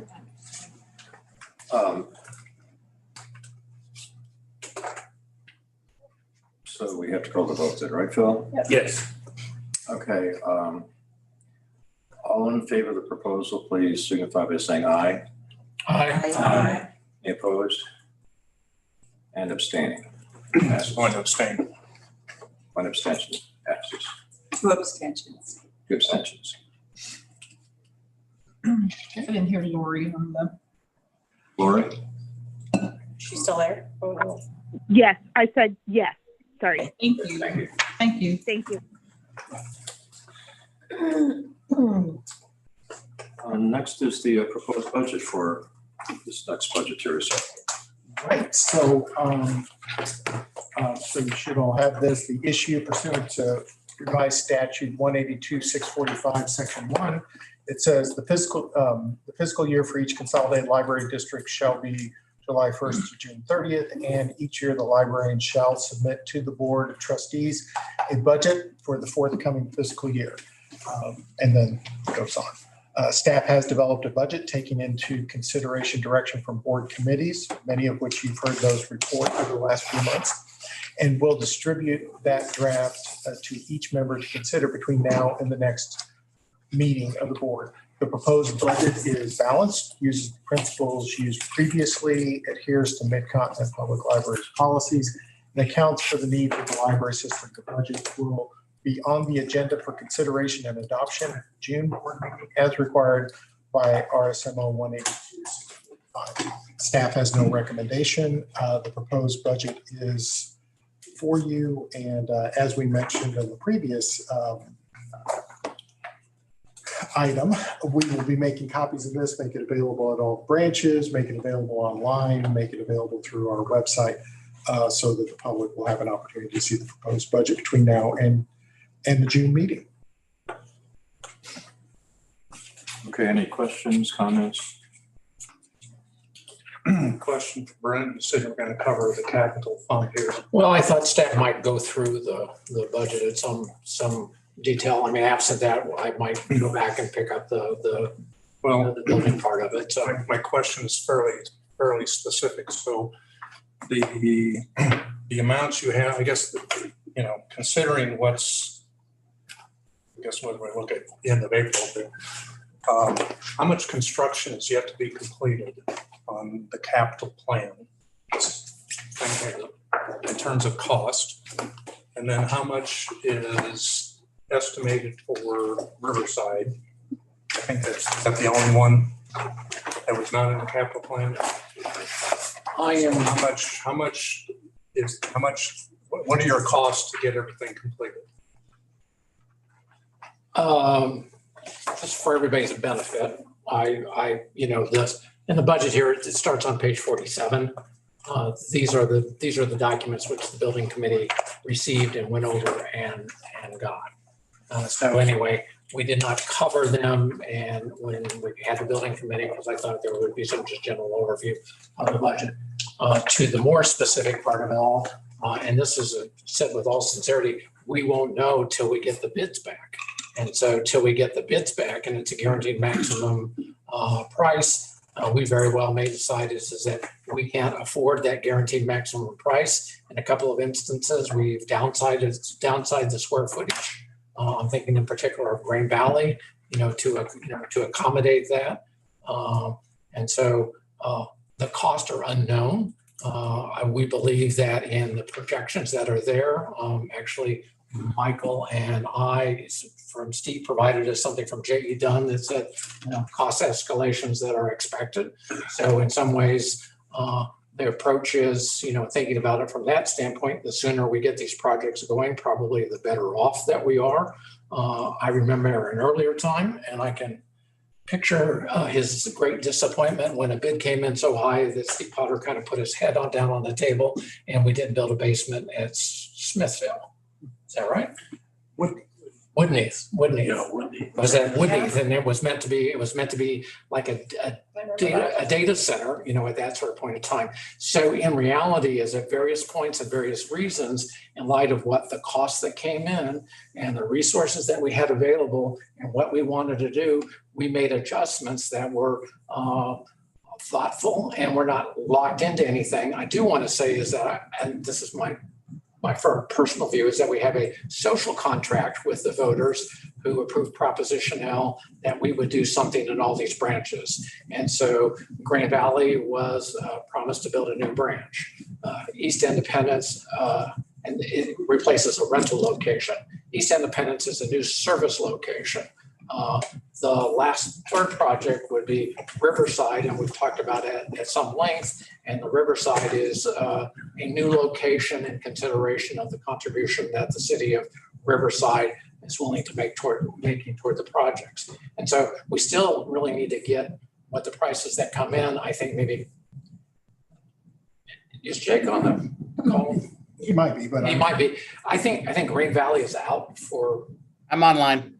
It's not out yet. Okay, you want to give the status of? I've got it, Brent. Okay. Page 50. All right. So on page 50, it's actually pretty clear.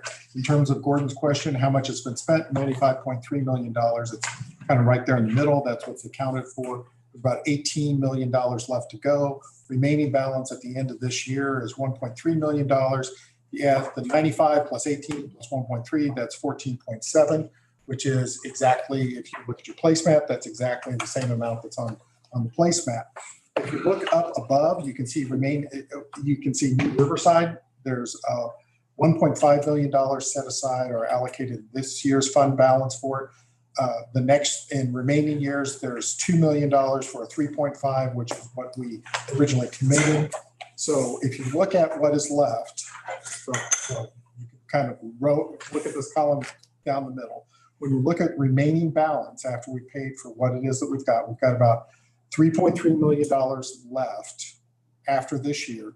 If you look at the ending fund balance at $5.9 million, we've got enough money to meet all of the demands of the current capital program, plus what we have currently targeted for Riverside, which I think was your question.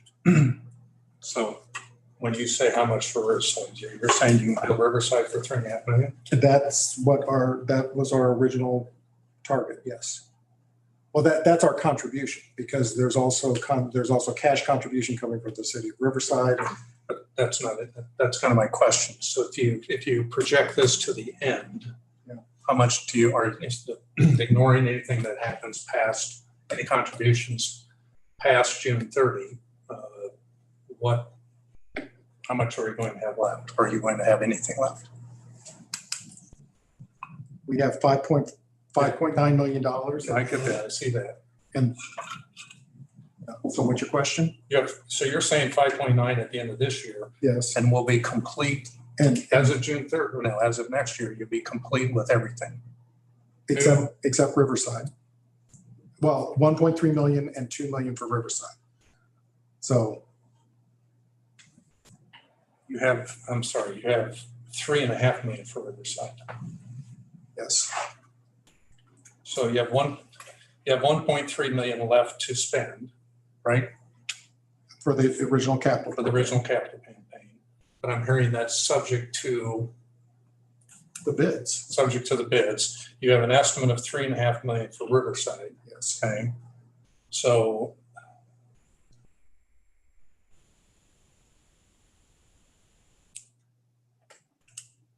and if we were to go over that estimate, my understanding is that we would have to think about whether we were going to proceed or not. Sure. Or would have to renegotiate, or something would have to change.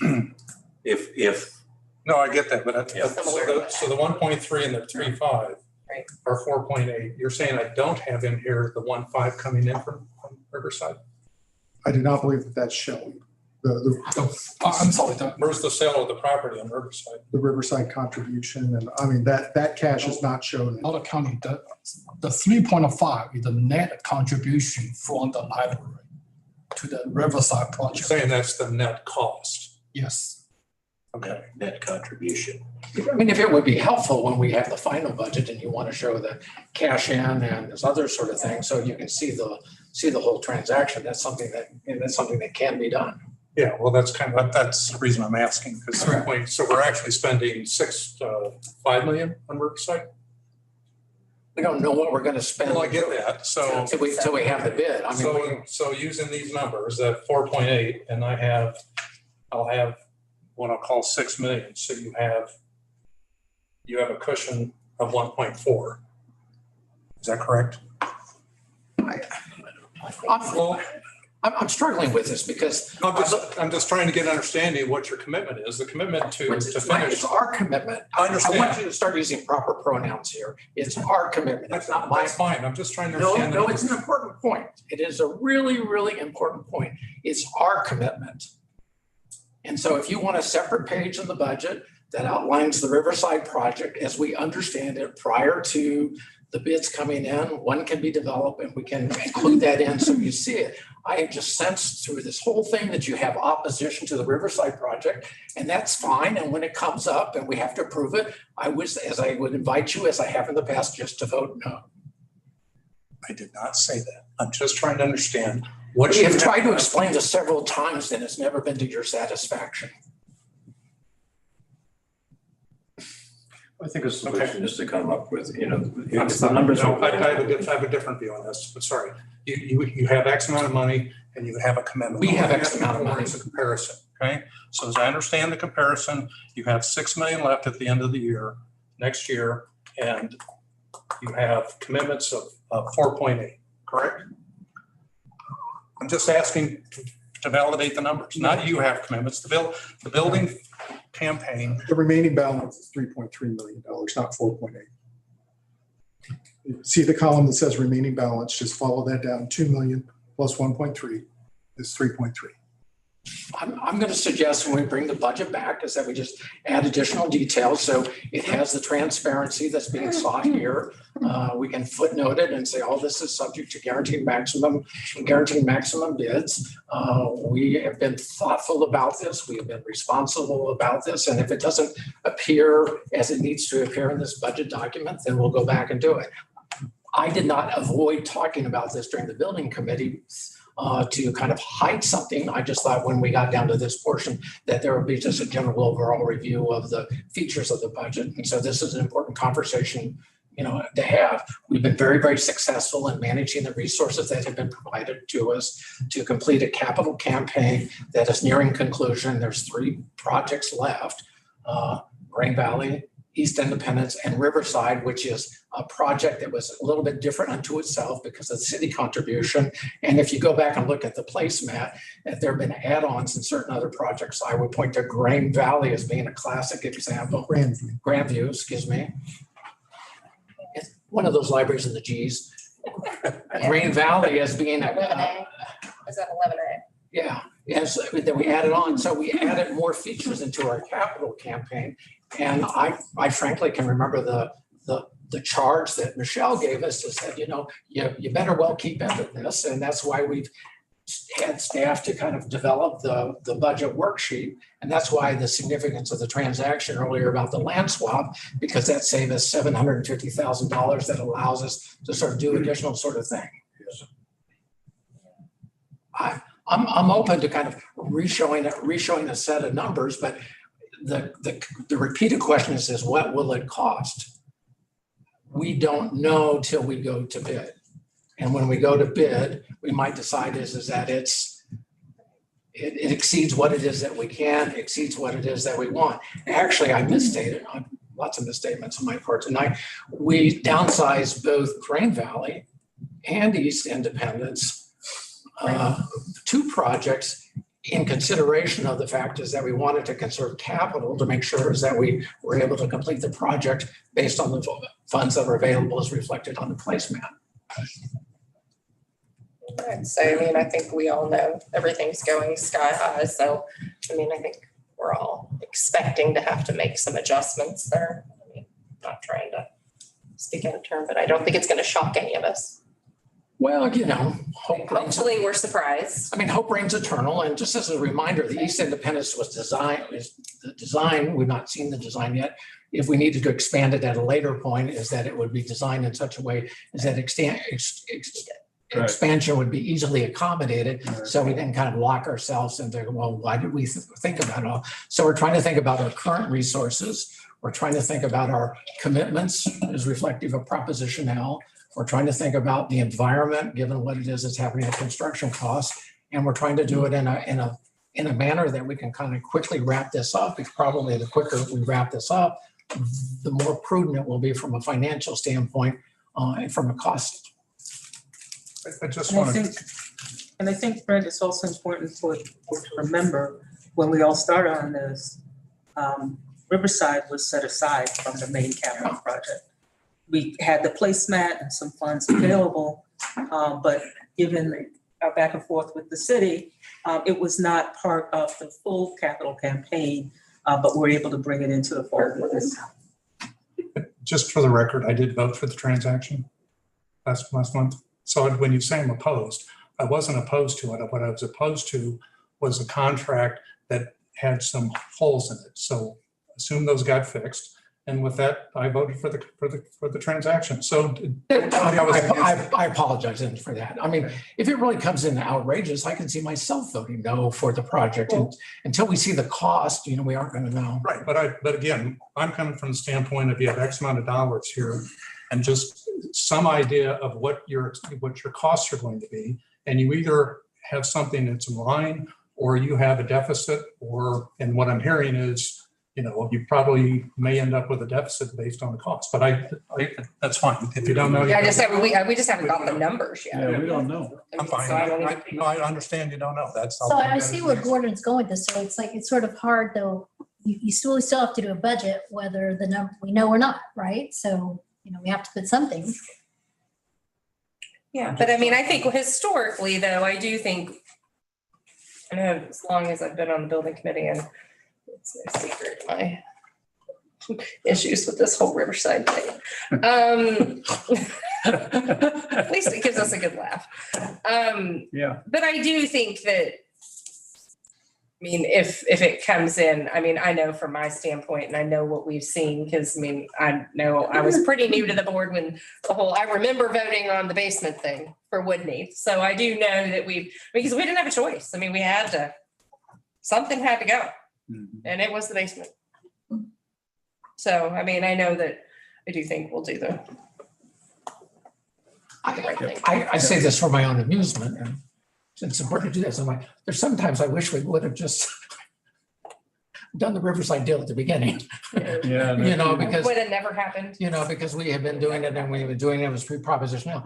And the Riverside, in some senses, probably represents the second most complex project that we have undertaken. Woodneath being the other one, and Woodneath being other one in the consideration, the nature of the property. Well, what do we want to do with 33 acres all around us? And we worked through that.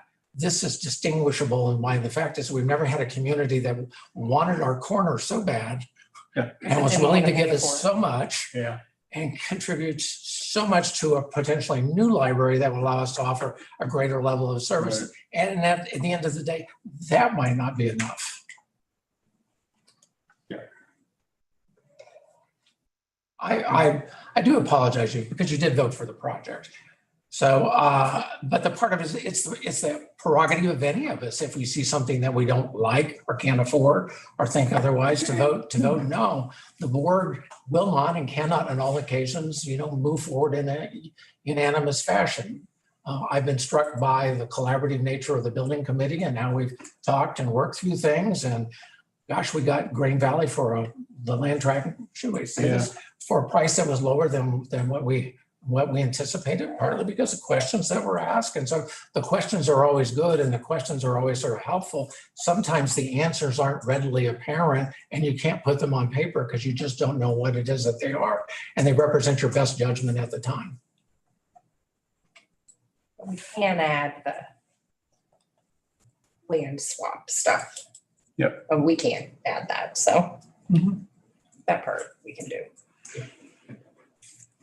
And frankly, that did not come up in the discussion of the building committee. So that's new information, and that's the value of having a draft budget. You can say, well, what's missing that needs to be included?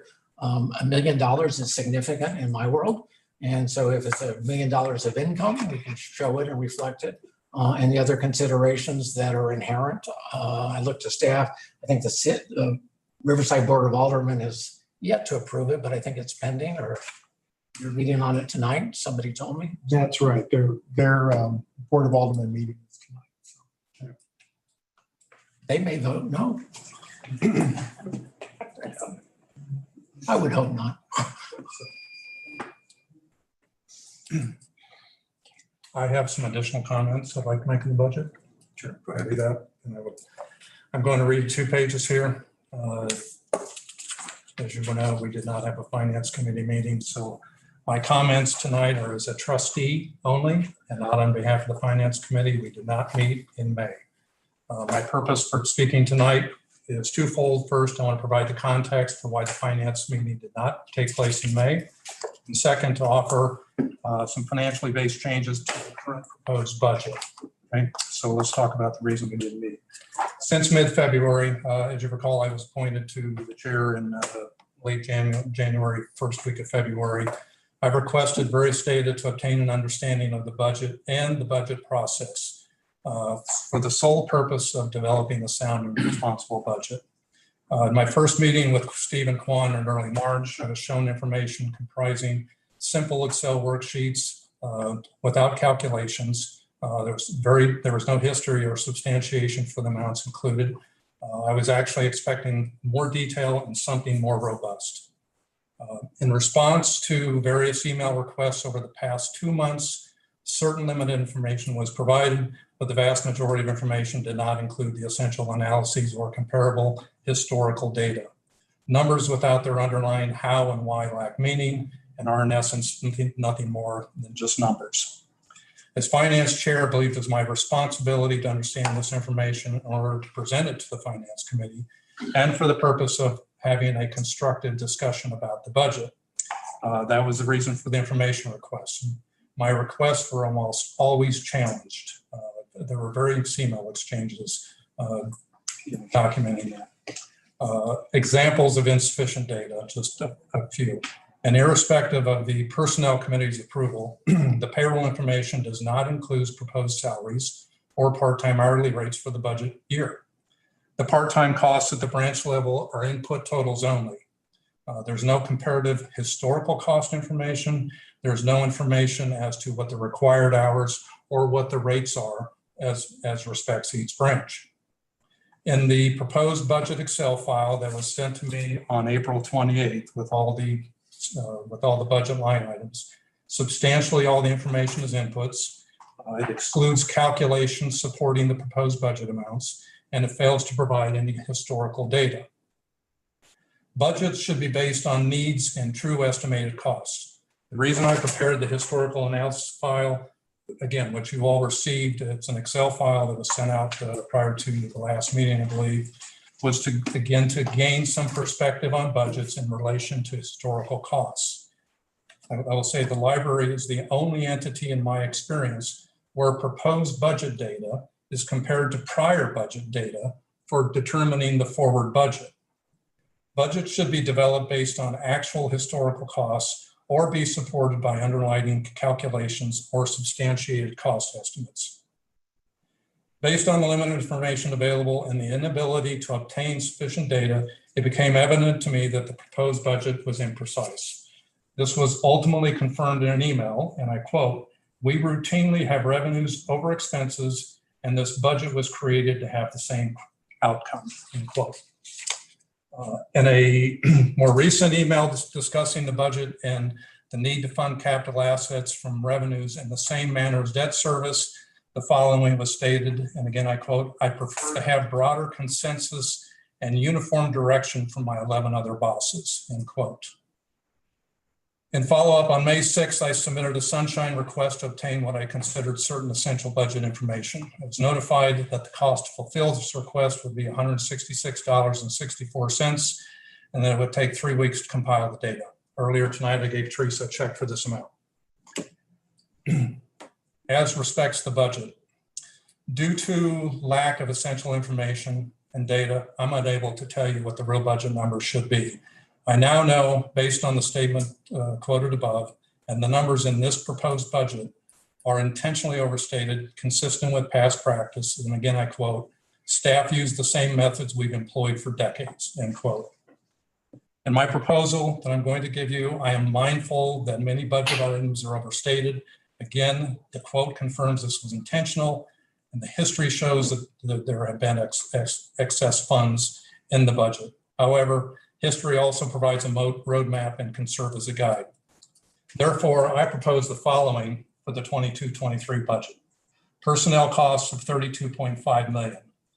I've used April annualized payroll as well as the information that was provided to me on April 1st, including 2021 actual payroll costs. For materials, $10 million. If you look at the history, this is similar to past years. Operating costs, $9 million total. This also is similar to past years, factors in technology changes and some inflation. For a total operational spending budget of $51.5 million. The balance of the revenues will go into reserves and can be available as required, including for capital costs. This approach is supported by the historical data and available data that allows department managers to have reserve funds available for needs that arise during the budget period, and it provides accountability to taxpayers. In conclusion, I am making a motion as follows. Operational spending for the 22-23 fiscal year budget is to be set at the spending limits noted above. Again, payroll $32.5 million, materials $10 million, operating $9 million for a total of $51.5 million. Further, the board hereby directs staff to prepare the 22-23 operational budget comprising these amounts with excess revenues added to general fund reserves. Those are my comments. Any other comments? I have a question. I do. Since we have a motion, Second, please. Let me, since we have a motion, do we need a No. second to have a well, discussion? you're not on the agenda. So the motion cannot legally be considered today The budget's on the agenda. as a action item. No. See, that's the problem. Okay. That's not to say it can't be discussed, but no vote can be taken on. Then I'll request a special meeting be held sometime after this board meeting. Gordon, I did have a question. What you're proposing, what level of overall cut does this represent?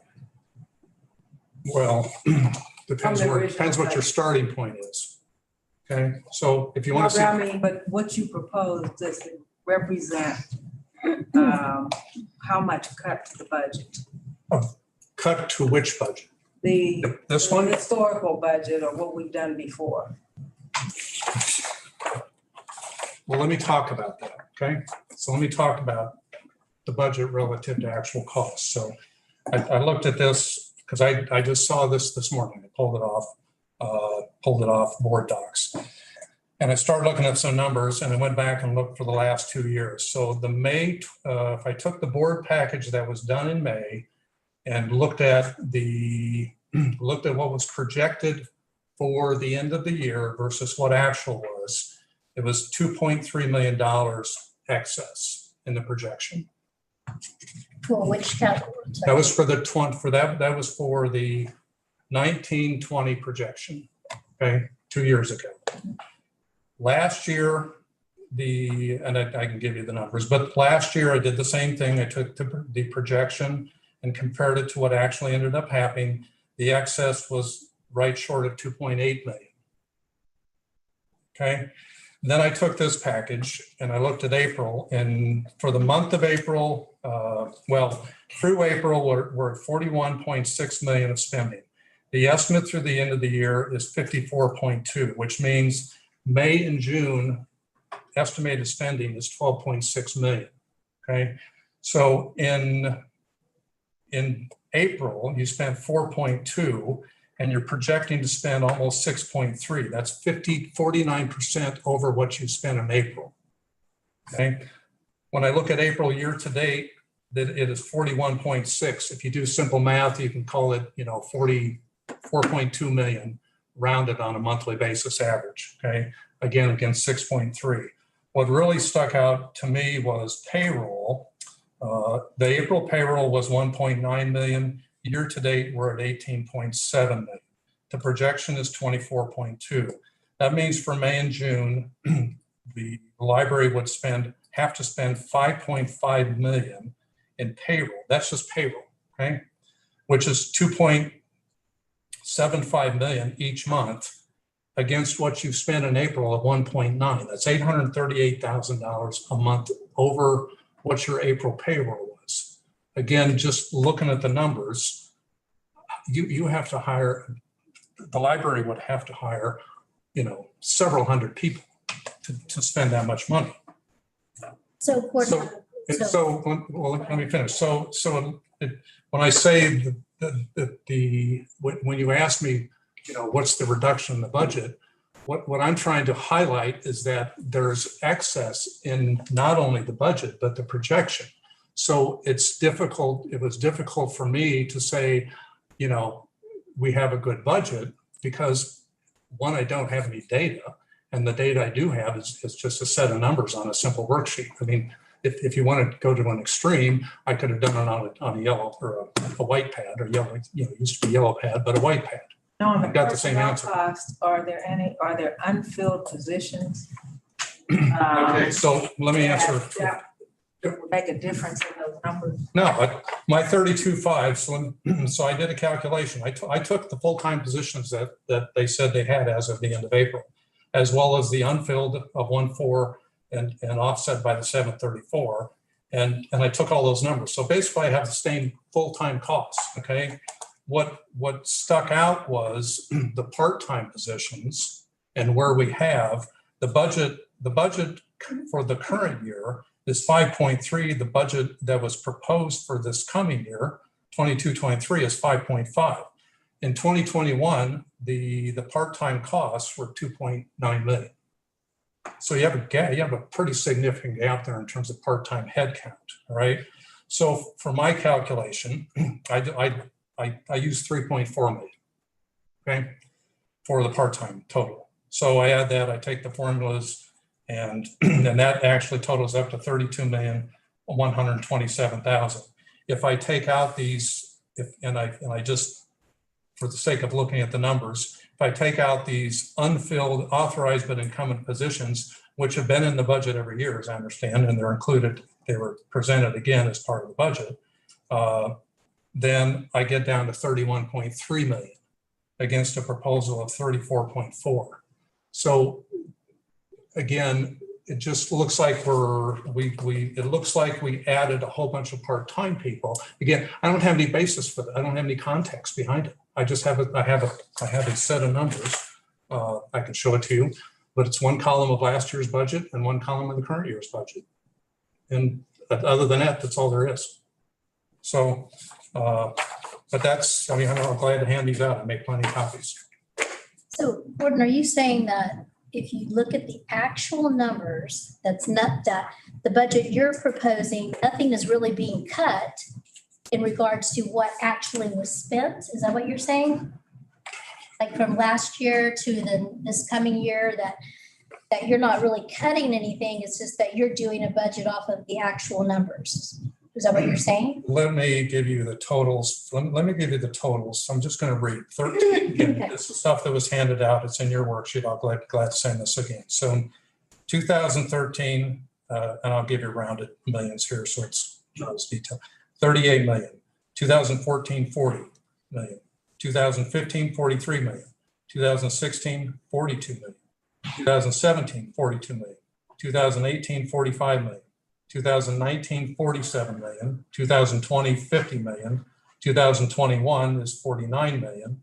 The projection for this current fiscal year end is 54 million. The proposed budget in this, what's included here, is over 57 million.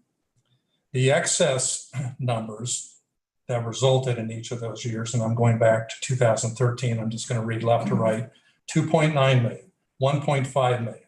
a deficit of 800,000, 900,000, 1.8 million, 4.7 million. That was 2018. That was not a COVID year. 2019, 5.4 million. 2020, 2.2 million. 2021, 6.6 million. And the projection is showing for the current year, 2.6 million excess. But again, as I've said, those numbers look a little heavy. And you know, like I said, the budget should reflect what number one, you know, what am I spending? It's like the IT costs. You know, what are we spending on IT? Those contracts are in place for 5 years. I get that. Okay, that should be in the budget. You know, what is our staffing complement? Do we have a staffing complement? Okay, how do you calculate the number of part-time people you need? How do you calculate security that you need? How about the cleaning? The building cleaning that's contracted should be fairly easy. Which ones do it? What's the contracted rate? And you come up with a number. And I mean, you know, that's not what I'm seeing. Okay, I'm seeing numbers in a worksheet that I could write on this pad and accumulate to the totals. So I'm trying to understand I think we all are, the big picture. So the big picture is that we just see the numbers budget to budget, but we don't ever see the actual numbers. Is that the problem? Well, you see 1 year's numbers actually, okay? Okay. I did this worksheet just to try and understand what's going on, okay? I mean, you know, really just to try and get an idea of how the budget was done, what the comparisons were to see, you know, and just see how it flowed over time. I wasn't after anything, okay? I wasn't out to get anybody. I wasn't out to say, I had no idea what I was going to find. I told Steve early on, I said, the data drives my questions. I don't come in with this, you know, with this motive or whatever. It's like, whatever the numbers are, I don't care. I mean, if you can justify the numbers behind here, then that's fine. But I don't have it, and I don't see anything that's supporting it. And so my proposal doesn't say we can't support a different budget. What I'm saying is let's put the budget at what we're spending, and then and the board can then add based on what the needs are and what the committees come back with and say, and if they come back and say we need 2 million in additional for the capital campaign, it's there. Or if IT says, you know, we're going to put these the kiosks come in at $1.1 million instead of, I don't know, whatever the number was, 950, the money is there. Okay, it just doesn't authorize just go ahead and operate on the basis of 57 plus million. So do I understand, if I'm understanding it, rather than padding totals, and then this is a simple way of putting it, that amount that's maybe padding the total would be put into reserves, so there is sufficient funding, but it can be moved from the reserves rather than from an employee salary budget. correct. That's correct. So like we normally, like whatever's left in places, then we, right, the end of the year, we send capital. Historically, So it's every doing it. excess has gone into capital. That's correct. So I'm trying to understand still the big picture. So the big picture is that you see the numbers that are very much padded, or for lack of better words, as opposed to what's actually was spent, and that we could have that in a reserve in case it was needed. But are you trying to get it? Are you trying to get, I mean, I feel like your motive is right, and you're trying to get an accurate number based on what's being spent. Is that what you're trying to do? Well, again, I don't have an accurate number. Oh, I don't have, there's not sufficient data to even evaluate whether the numbers are good. So why don't you have those numbers? Because they weren't provided. I asked for it.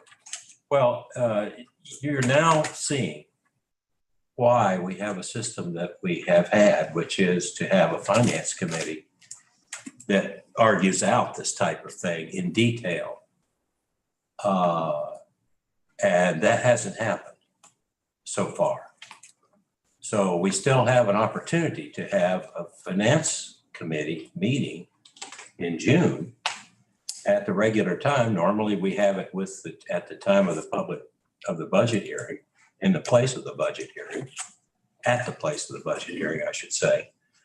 And questions like this can be considered. There are lots of issues that come before the finance committee and get discussed about ways that we could change the budget and ways that we could advise the staff about options that might be better, or things that might be in the budget that would be better, or additions.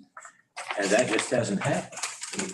All the committees have done their individual work, and I think done it well.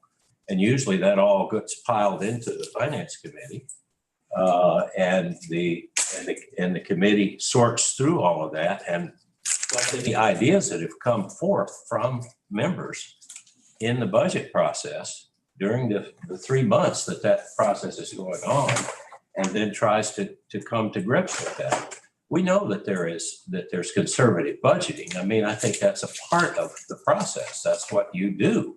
You try to anticipate that there are going to be needs that you can't possibly foresee in the future. And so what they have done consistently is do conservative budgeting. So the numbers that he's giving you that differs from the actuals, it's in some way is a product of conservative budgeting, so that you know that there are going to be things that come up. You never know what those things are going to be. Some years they don't come up, and you have more surplus than you really intended to have.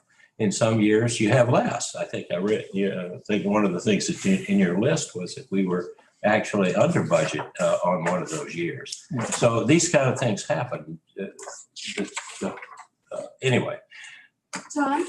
These things can be talked out, not in this whole committee, but in the better forum of the finance committee.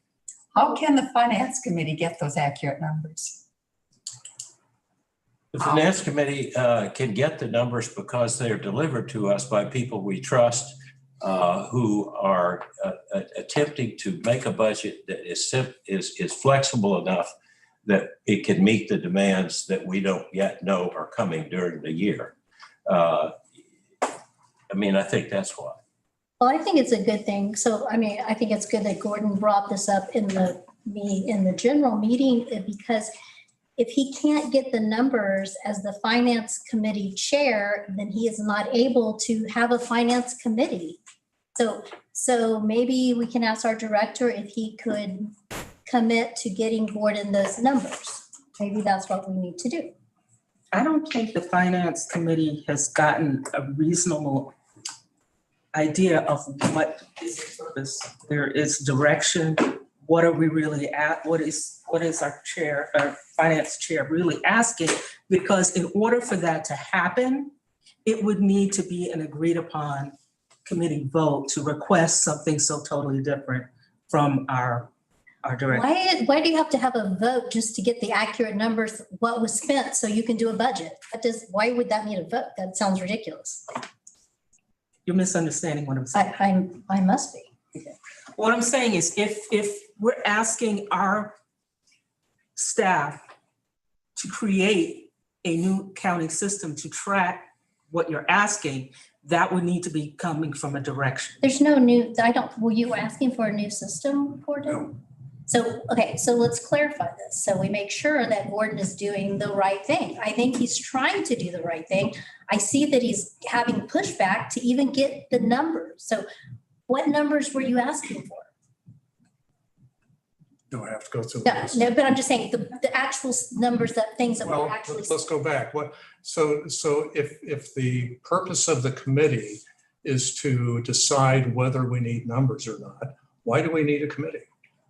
There's no purpose for the committee. It's not whether we need numbers or not, but how to direct staff. So because it shouldn't be. If you can't come up with if you can't give any support for the numbers in the budget. That's an assumption. No, it's not an assumption. I have it right here, okay? If you want to look at the detail, I printed it off. I printed off every page of what I received, okay? And it's right here. So this is the part-time personnel budget right there. 2 columns, 2 numbers. They're just inputs, okay? Everything in here is a single page with budget numbers, okay? Nothing relative to last year. There's no calculations. I'll give you an example, a very simple example of work comp insurance, all right? Work comp insurance, right, is driven off payroll, the payroll class rate, and your experience mod, okay? The number in here is 200,000. It should be a simple calculation. Take your payroll times your average rate times your experience mod. And if you have any other discounts, you know what those are because you get the payroll worksheets you get the audit worksheets every year. It's a very simple calculation, but what's in here is 200,000. There's no substantiation for it. So, how do you as a committee say, well, it's okay, 200,000 looks fine? I mean, in essence, the budgeted expenses are set to match whatever the budgeted revenue is, okay? That's the history. That's the true history of the budget process. That is not an assumption. Look at your budgets. I mean, they're right here. Look at your budgets, all right? They match the revenue. It's right here, okay? I did It that matches the revenue because the calculations are done to come up with what we need. I didn't go back and audit. I didn't go back and look at every budget. I looked at the current one. Okay, that's it. I looked at the current year budget.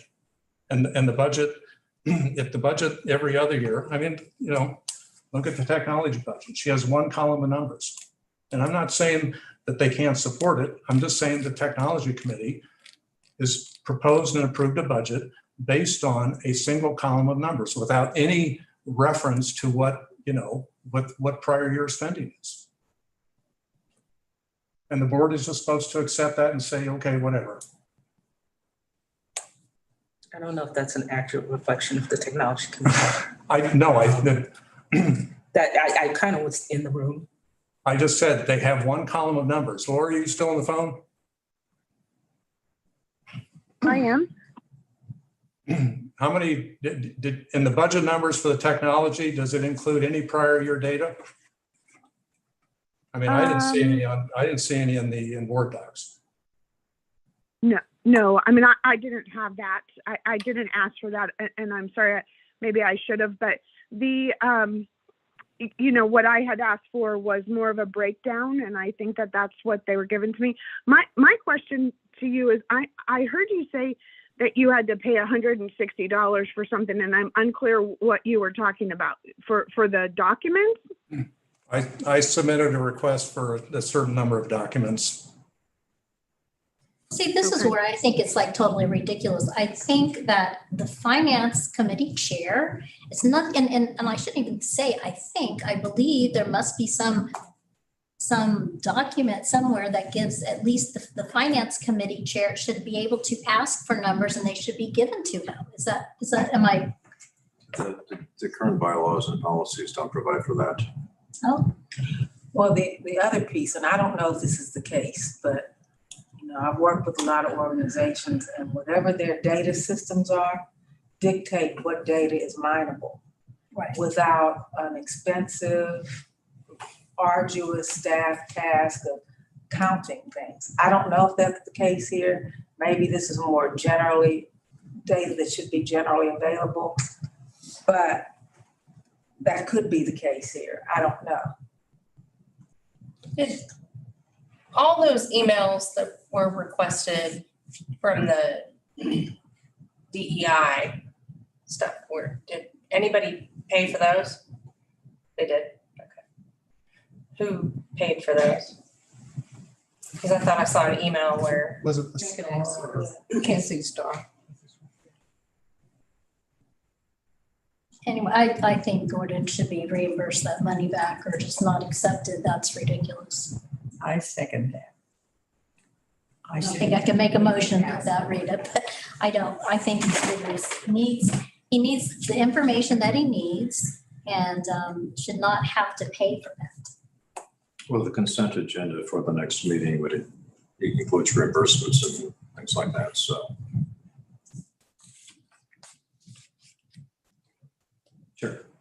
I'm trying to hang in on the conversation.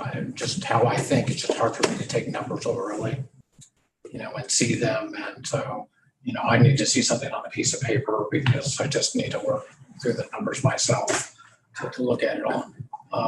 One, I'm going to look through our policy. This is section 512, and this is the annual budget. The second bullet point says on the third Thursday of June, the board adopts the final budget. If the board fails to adopt the budget on or before that date, the budget as submitted or amended goes into effect. So, because earlier conversations at the finance committee basically says, well, what happens if we fail to adopt a budget? And it's important for us to understand if we fail to act, that which has been submitted to us tonight, becomes the budget. There may be opportunities in the course of the year to review the budget and revise the budget, but for beginning July 1st, we have to. We could do that. We could go back and adjust throughout the Right. year. I believe the statute says the budget has to be adopted by June 30th. It doesn't say it has to be done at a June board meeting. Yeah, it's the statute says by June 30th is the drop dead date. You have to have it prepared by then. Then it differs with what our policy says. The policy is more restrictive, yeah. So I would want some clarification or understanding about what's the process what's the process for considering, voting on, and adopting or not adopting the budget prior to July 1st. Well, maybe a short answer is to have sufficient finance audit committee meetings so we can actually meet that deadline. Or when I looked at the policies, I didn't see any provision regarding specific requirements for amending them. A quick amendment to the policy, extending them to the statutory deadline and call a special meeting or something by then, subject to Phil's approval, of course. Then one other just general commentary. I mean, as I understand what the finance chair was suggesting, he's basically saying tighten the categories, put the money down in the unrestricted reserves, and you tap those unrestricted reserves as the experience of the fiscal year unfolds. And I was speaking as a trustee, not as the finance chair, because I can't speak on behalf of the finance committee. Well, but conceptually. Yes, you are correct. Yeah, conceptually. Tighten it up to where it reflects what you believe you're actually going to spend. And then if things change, you come back and you ask for a budget amendment. Yeah, that's my, what I just heard and what Dr. Wilson said about workers' compensation. Instead of a $200,000 amount, Quan has it to the penny what was spent. Use that amount, and if it's less than $200,000, there's money that's put in a reserve or an unallocated amount. So let's say we have something out, maybe, hopefully, and they're marketing or advertising. Well, there's this unspent, unallocated money that we can use for marketing or other purposes. They're not already pigeonholed for a particular budgetary purpose, because the purpose has been covered based on the exact number, for example, in this case by workers' comp. And that excess is available to be spent as is needed.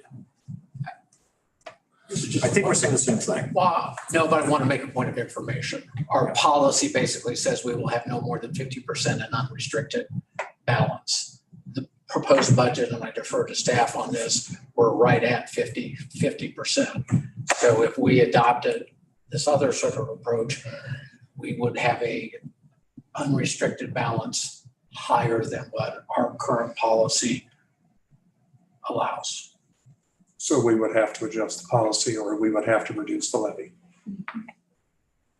Those are Well, options. you mean we could like give money back to the taxpayers because we're not spending it? What a concept. You have to understand that we also have to hold in reserve our funds from July 1st till funds are dispersed to us from our entities. So it may look like there's funds over, but those are funds to help us operate until our funding cycles come in. So if we give up those funds, then we're being irresponsible.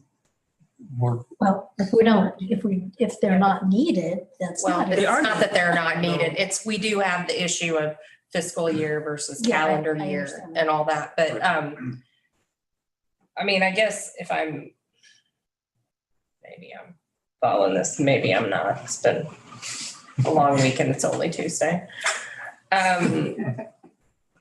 But this would also set us up too. I mean, so that I guess in essence, we would have more in reserves and then, I don't know, I mean, just to have a bigger capital plan in general for later on down the road. You could move it that there, so I'm gonna go back to Brent's point. The policy says 50% is a guideline. I don't believe that's an absolute. I don't believe that's in statute. So I don't know that that is an absolute. I don't know the exact few terms. The other option is to move some into the capital fund because based on what you've told me, you don't have a lot of, the building committee doesn't have a lot of room in the capital fund because of some unknowns. And, so, and again, it would be a board decision down the road to reallocate those funds. Okay, so. I want to pause there on one point, Gordon. I'm hopeful that we're able to fund our capital projects with the available sort of resources, and that's the stance that we're taking going into it all. I would not want to entertain this financial reconceptualization of the budget because the building committee needs some additional capital for Riverside or any other project that might come along. We believe that we're wrapping it up and that the capital needs of the library system and the budget will finish in years to come. But you also need to build a reserve for future maintenance, which at this point there isn't.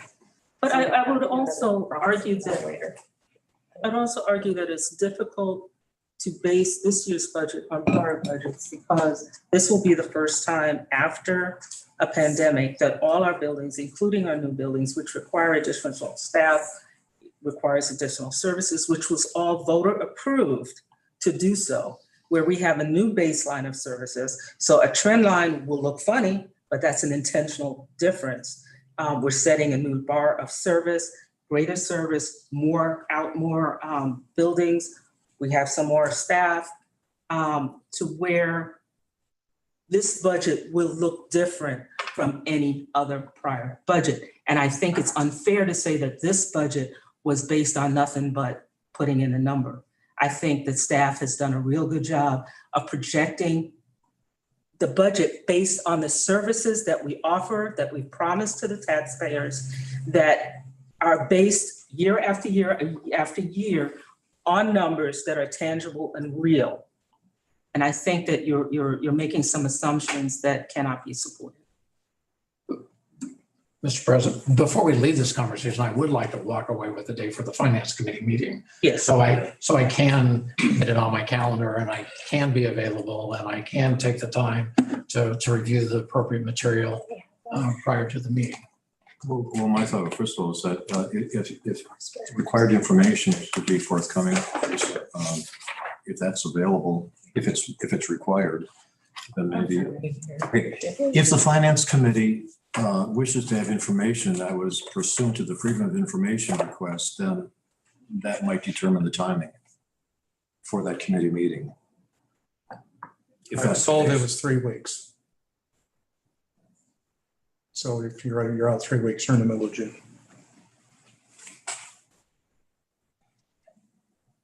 So that was based on those that are given the information. And I would take this back to Steve. It's one of your employees. Okay. We would have to figure out, you could. So is there any way to get the information quicker than 3 weeks, Steve, for him? Not without us shutting down the mobilization of the Lee Summit branch and the Green Hills branch. What Gordon's asked for is a copy of every invoice for the entire building program. No. Yes, that is what you asked. No, it isn't, Steve. Yes, I did not ask for an invoice. No, oh my gosh. Well, that would be an example of it's not automated. It's not automated, and there's one person who's responsible for all of these expenses associated with the capital program, and he's mobilizing these buildings. My choice is to have him respond to these requests or mobilize the building, and he can work it in over the next 3 weeks. I think, But he can't. so this is what happened, that the assumption, that was not the request. I'm looking for my memo. So I did not ask for every invoice, okay? Gordon, did you ask for every name of every employee and the exact salary of every single employee, part-time and full-time included? I don't believe so. I believe you did. Because it was provided. I already have, what I said is I don't have the forward-looking payroll numbers.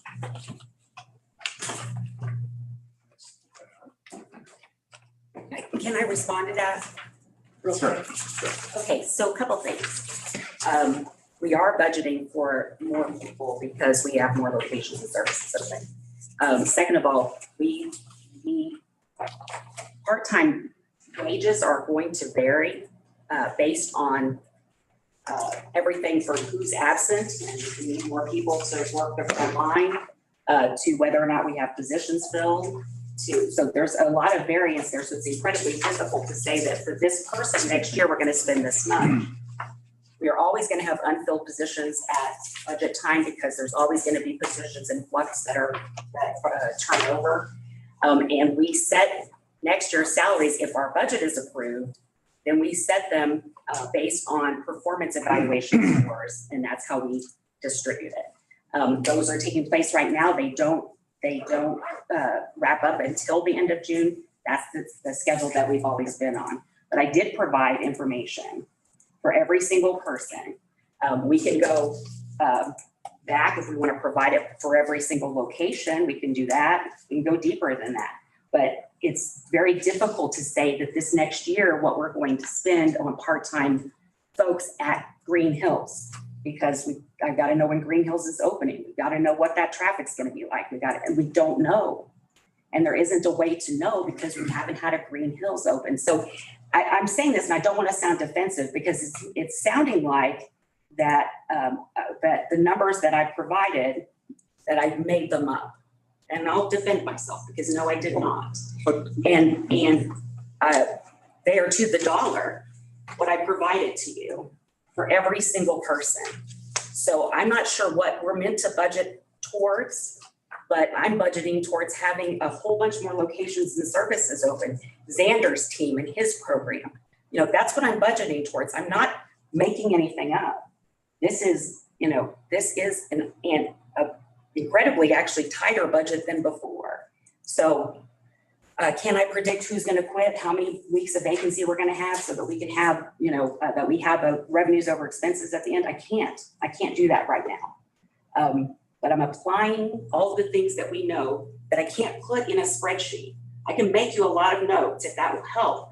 The justification isn't a number at the moment. 5 years from now, I'm with you. I'm with you. I was in the county major. That trend should be there, and we should be able to do this in the way that you're talking about.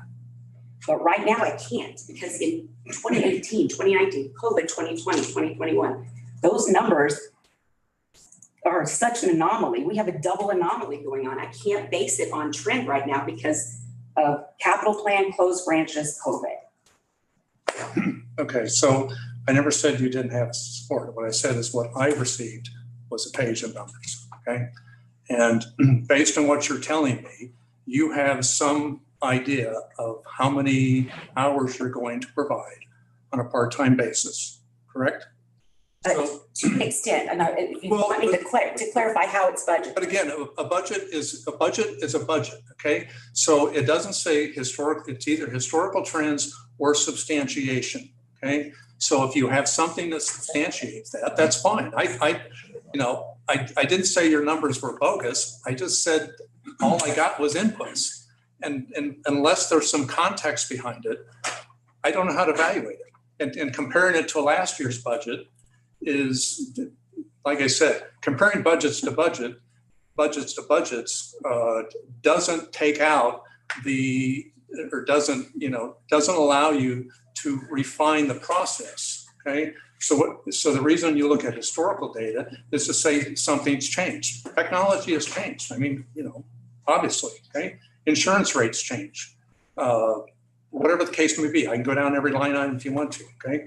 But that's all I'm asking is substantiation for the numbers. And what I have are just inputs.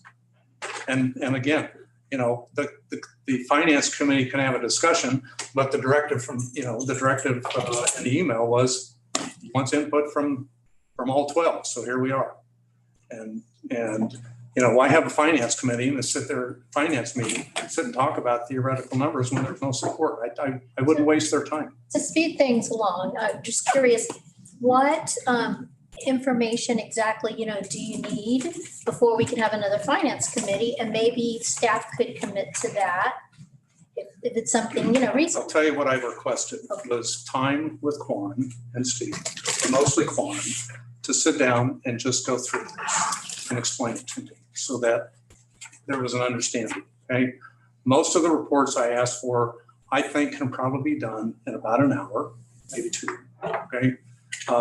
The other stuff that I asked for probably is an hour conversation, okay? So as opposed to 3 weeks, it probably is me spending 3 hours with Quan or asking somebody else for some information. That, and if at the end of that, we make a decision about where we go. That doesn't require 3 weeks delay. How does that involve the finance committee? How does what involve finance? How does this process involve the finance committee? Then we have a finance committee meeting to talk about a budget based on things that are substantiated. Why have a finance committee meeting to talk about numbers that you have no support for?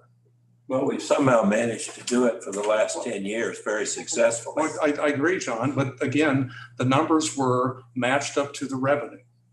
That's your assumption. That's not the data shows that. That's your data and your assumption. No, my assumption is Big deal. expenses match. Instead of arguing this, can we just, Steve, is that okay? Can you give him a few hours before our finance so we can have a finance committee meeting? I think the comment was that Quan had the numbers. Or Steve and Quan? But it would come through Steve because we don't direct Quan. So I'm asking Steve if he can direct Quan to just spend a few hours to Gordon, our finance chair, so he can be comfortable with the numbers so we can talk about some actual numbers in the finance committee. I think we are talking about actual numbers. We are. So we have talked about actual numbers. As the finance chair, he needs to feel comfortable with them. So I think asking to see some substantiation is not a big deal. Shouldn't be a big deal. We shouldn't be here at 8:00 at night talking about it. The building committee has bids, right? You're telling me that the building committee can't decide on the budget or tell me what your remaining spending is until you have bids or coming in from the contractors. What's the difference? There shouldn't be anything that. There is no difference between the contractor bid and something that substantiates what's in the budget. So there shouldn't be anything to hide is what I'm saying. So I don't think there's anything to hide. Well, then they should have the meeting. Nobody's hiding anything. Well, then they should have the meeting. Wouldn't a yearly audit show that numbers weren't substantiated? If you have a good audit? The budget's not audited. Your budget's not audited. Oh, yeah, it's audited. It's audited like every other not-for-profit corporation in the world that I know of. That's right. The actual financials are audited and the budget's not audited, okay? The budget has, again, there's excess costs in the budget intentionally. Steve, it's in writing and, as he laid out, said, we've always done it this way. We've always overstated expenses. Well, fine. Why don't we sync it up to what it really is so we have an idea of what the real spending should be and you don't end up with $2 or $3 or $4 million of excess at the end of the year. Well, is there anything that, we're just at can we make a type of proposal here? No, Steve will figure it out. That would, that we could direct our director to give the finance chair a few hours with Juan? Is that allowable? I think we're gonna have a vote on this. This is just general commentary. So I'm going to direct people to page 60. We talked about the absence of historical data. Page 60 in some senses is a reflection of a decision that says back in 2011 and 12, we had 605 employees, and 2021 budget, I realize, reflects some COVID. But there was an intentional decision made on the part of the board to have fewer employees, pay them better, and you see that reflected. And so the suggestion is that somehow we have a non-strategic, non-operational, non-value oriented approach to money, public money, and the budget in some senses this is an important page. There's another page 60 in the proposed budget. I think the challenge here is that there's different levels of trust of staff between different board members, and that, the level of detail that I require that needs to be satisfied differs from somebody else. And that's just me. And everybody, has to, Ronald Reagan line was trust and verify. Maybe I'm too trusting and not enough verifying. The other thing that's in there, and somebody can direct me to the page, I read this budget last night and I reviewed this budget last night. It basically says, as a public library system, we give more money toward collections than our peers. It also shows is that we paid less per employee than our peers. And so what I sort of see is a kind of a well-run, well-managed operation. If the suggestion is that for whatever reason is that somehow we're squirreling away money for the projects that are not known or that we're not accountable for, I see that this has always been characterized as a conservatively run, operation that in some fashion is it could be is that we have a difference amongst ourselves is what are budgeting practices and budgeting philosophies. And I'm not so sure how easily that's reconciled or worked out, particularly given the fact is that this change occurred in March, and there isn't a lot of lead time to go in and what does the new budget approach look like? What does this account for? Three of us, and I'm going to call them out. Two of them are sitting over there next to Steve Potter. We looked at a point, to Yummy's point, we looked at there was just a really substantial reserve that was sitting there for which there was no intended purpose for that reserve. And we basically said there's no purpose for this reserve, is that these funds can and should be returned back to the taxpayers. And what culminated out of that was a strategic plan that the library was absent of. So if you look at the budget document, there's a strategic plan. It says, here's the strategic plan. There's a philosophy that's reflected in the budget. It says, here's different levels of control, and you can't exceed these levels of control without board approval. I think what our finance chair is saying is that those levels of control are set too high, and he wants them lowered down based on actual numbers. And I want to say that out loud to make sure that I'm understanding, what is being suggested. If that's the proper understanding, I still sort of need to see the numbers and see what the worksheet and see what it looks like. Just as a side note, which I showed with charts, and one of the things I've learned since is that these assessed valuation increases that have happened over the last 3 or 4 years coming from the state tax commissions is raising taxes. So, and again, I showed this with the projection. The library was projecting it would receive about 62 million in 2030. We're receiving that this year. Okay. And what happens with this assessment process and the way the levy calculation works is when the assessors raise the valuations, okay, I call that raising the water in the bathtub. Okay, theoretically, it's supposed to drop the levy rate so it stays equal. Well, it allows an inflationary increase in the taxes. So your taxes actually go up. Okay, your taxes on your house actually go up on every piece of property you own. Okay, you have 3 different counties. They're not being done equally. But I can guarantee you in Platte County, they're doing assessment adjustments every 2 years. So you're reaping some revenues that were not expected 4 and 5 years ago. And I think we as a board have to take that into consideration. Brent, your taxes that you showed me are up 48% over pre-Prop L. Okay? The Prop L increase was supposed to be 25, but that increase actually doubled. Okay, so whatever happened in your assessed value or your property, I don't know, but I'm just using that as an example because it was different in Platte County based on a couple of properties I looked at, and I don't have any data for Clay County. But I think we have to be mindful of that, and especially, in the time of period here where inflation, we're told inflation is 7 or 8%. The reality is food prices are up in some cases 50%. Gas has doubled. The people on the low end of the scale are cutting back. If you didn't see the news today, Walmart basically just booted it on their earnings.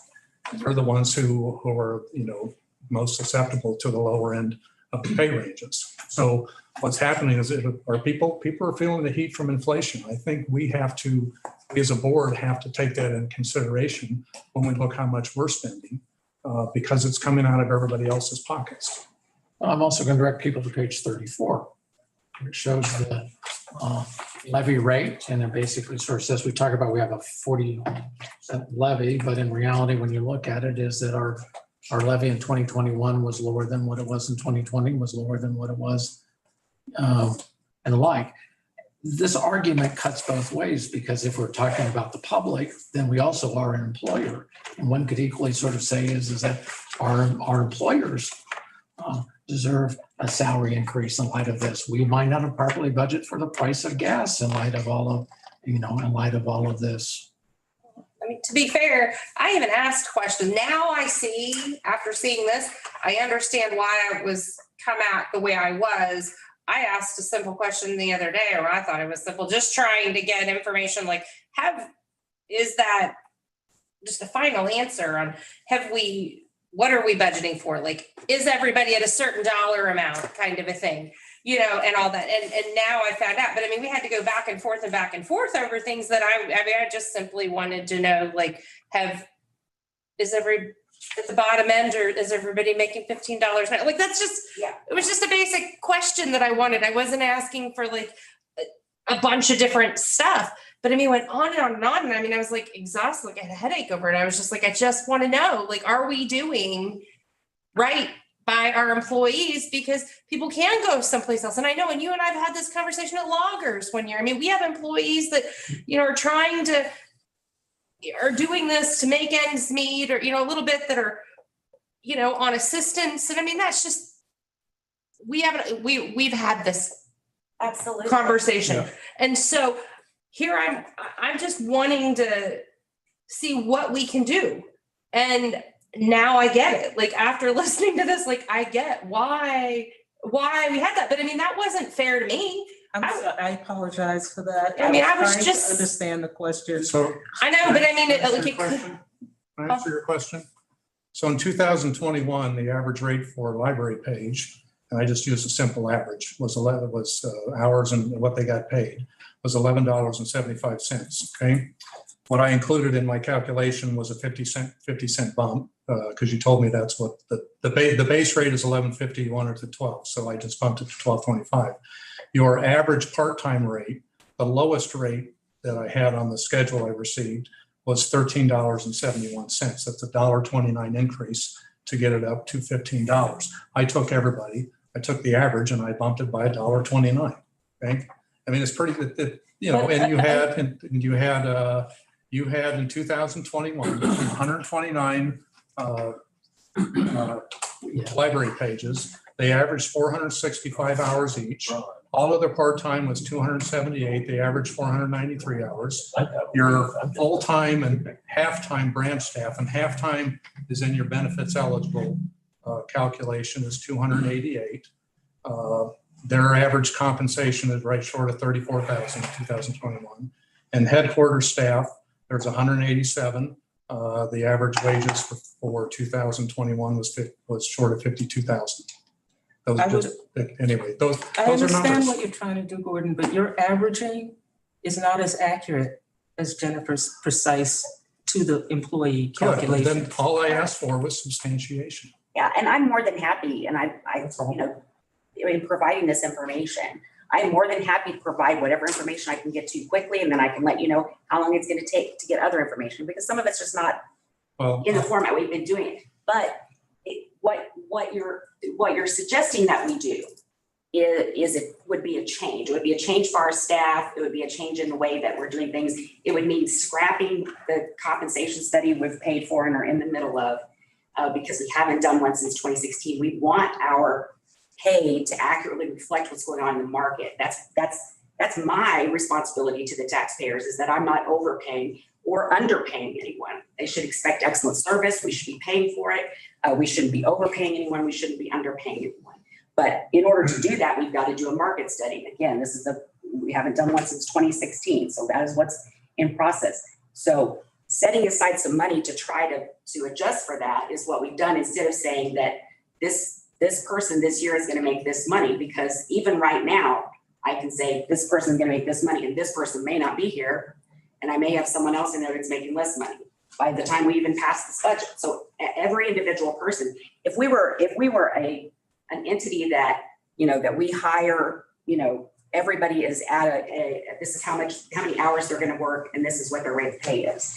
And that goes before board. We have 800 employees whose rates of pay are different, who may work 10 hours this week and 20 next week and 11 next week. So if we're going to take all of that flexibility out for our branch managers to run their locations, that's going to take some work.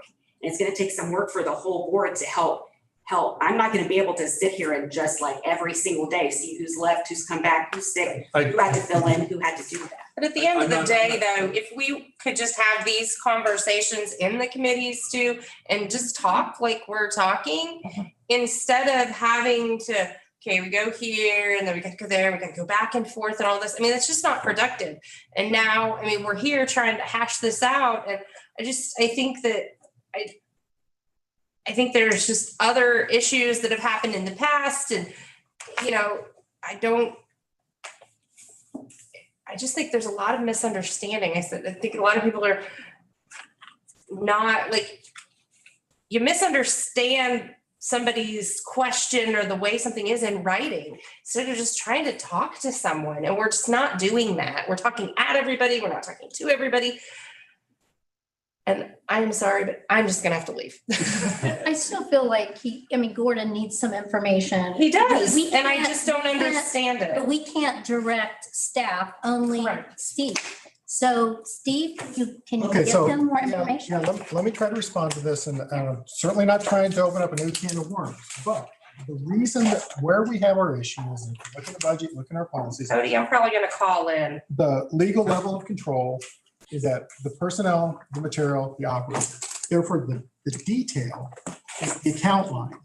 So to ask for things like what was asked for in the sunshine request, which I'm quoting, capital fund, A, the total amount of contractor/vendor invoices submitted and unpaid as of April 30, 2022, that's invoice level. And that is below the legal level of control. That is micromanagement. That is why I keep pushing against this. I think he asked for the invoice. Speaking, can we, I just read it. It's every So the invoice. That's total what he asked. amount, the total amount is what I asked for. Not every The invoice. invoices. I asked for The the total amount of contractor vendor invoices submitted. How are we going to get at that total unless we pull every invoice? I assume you have an accounts payable system that says, here's what to do. You're wrong. We don't. You don't have an accounts payable system? That not within this. And don't twist my words, Well, because no, you did this Steve, before then too, Gordon. the point is, where I said all we need I to said do is have a conversation. Okay? We've had a conversation. You twist my words. I don't. I think we're You getting off track. micromanage. We're getting off. No. Okay, it's getting late. Gordon, look, you've only got 6 weeks in. Just chill, It's getting okay? late. Hey, You got 6 weeks. But we still have to have a budget. I move we adjourn. We have a motion on the floor. Second. Second. All in favor? Aye. Aye. Aye. We have a meeting for the finance committee. We don't have a meeting set for a finance committee. We need, I know. Somebody needs to set it. I know, and I think he needs more information.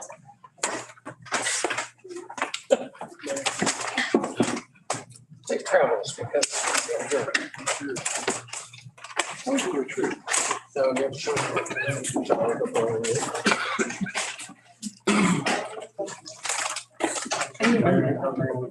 Now you're rubbing it in. Well, I wasn't trying.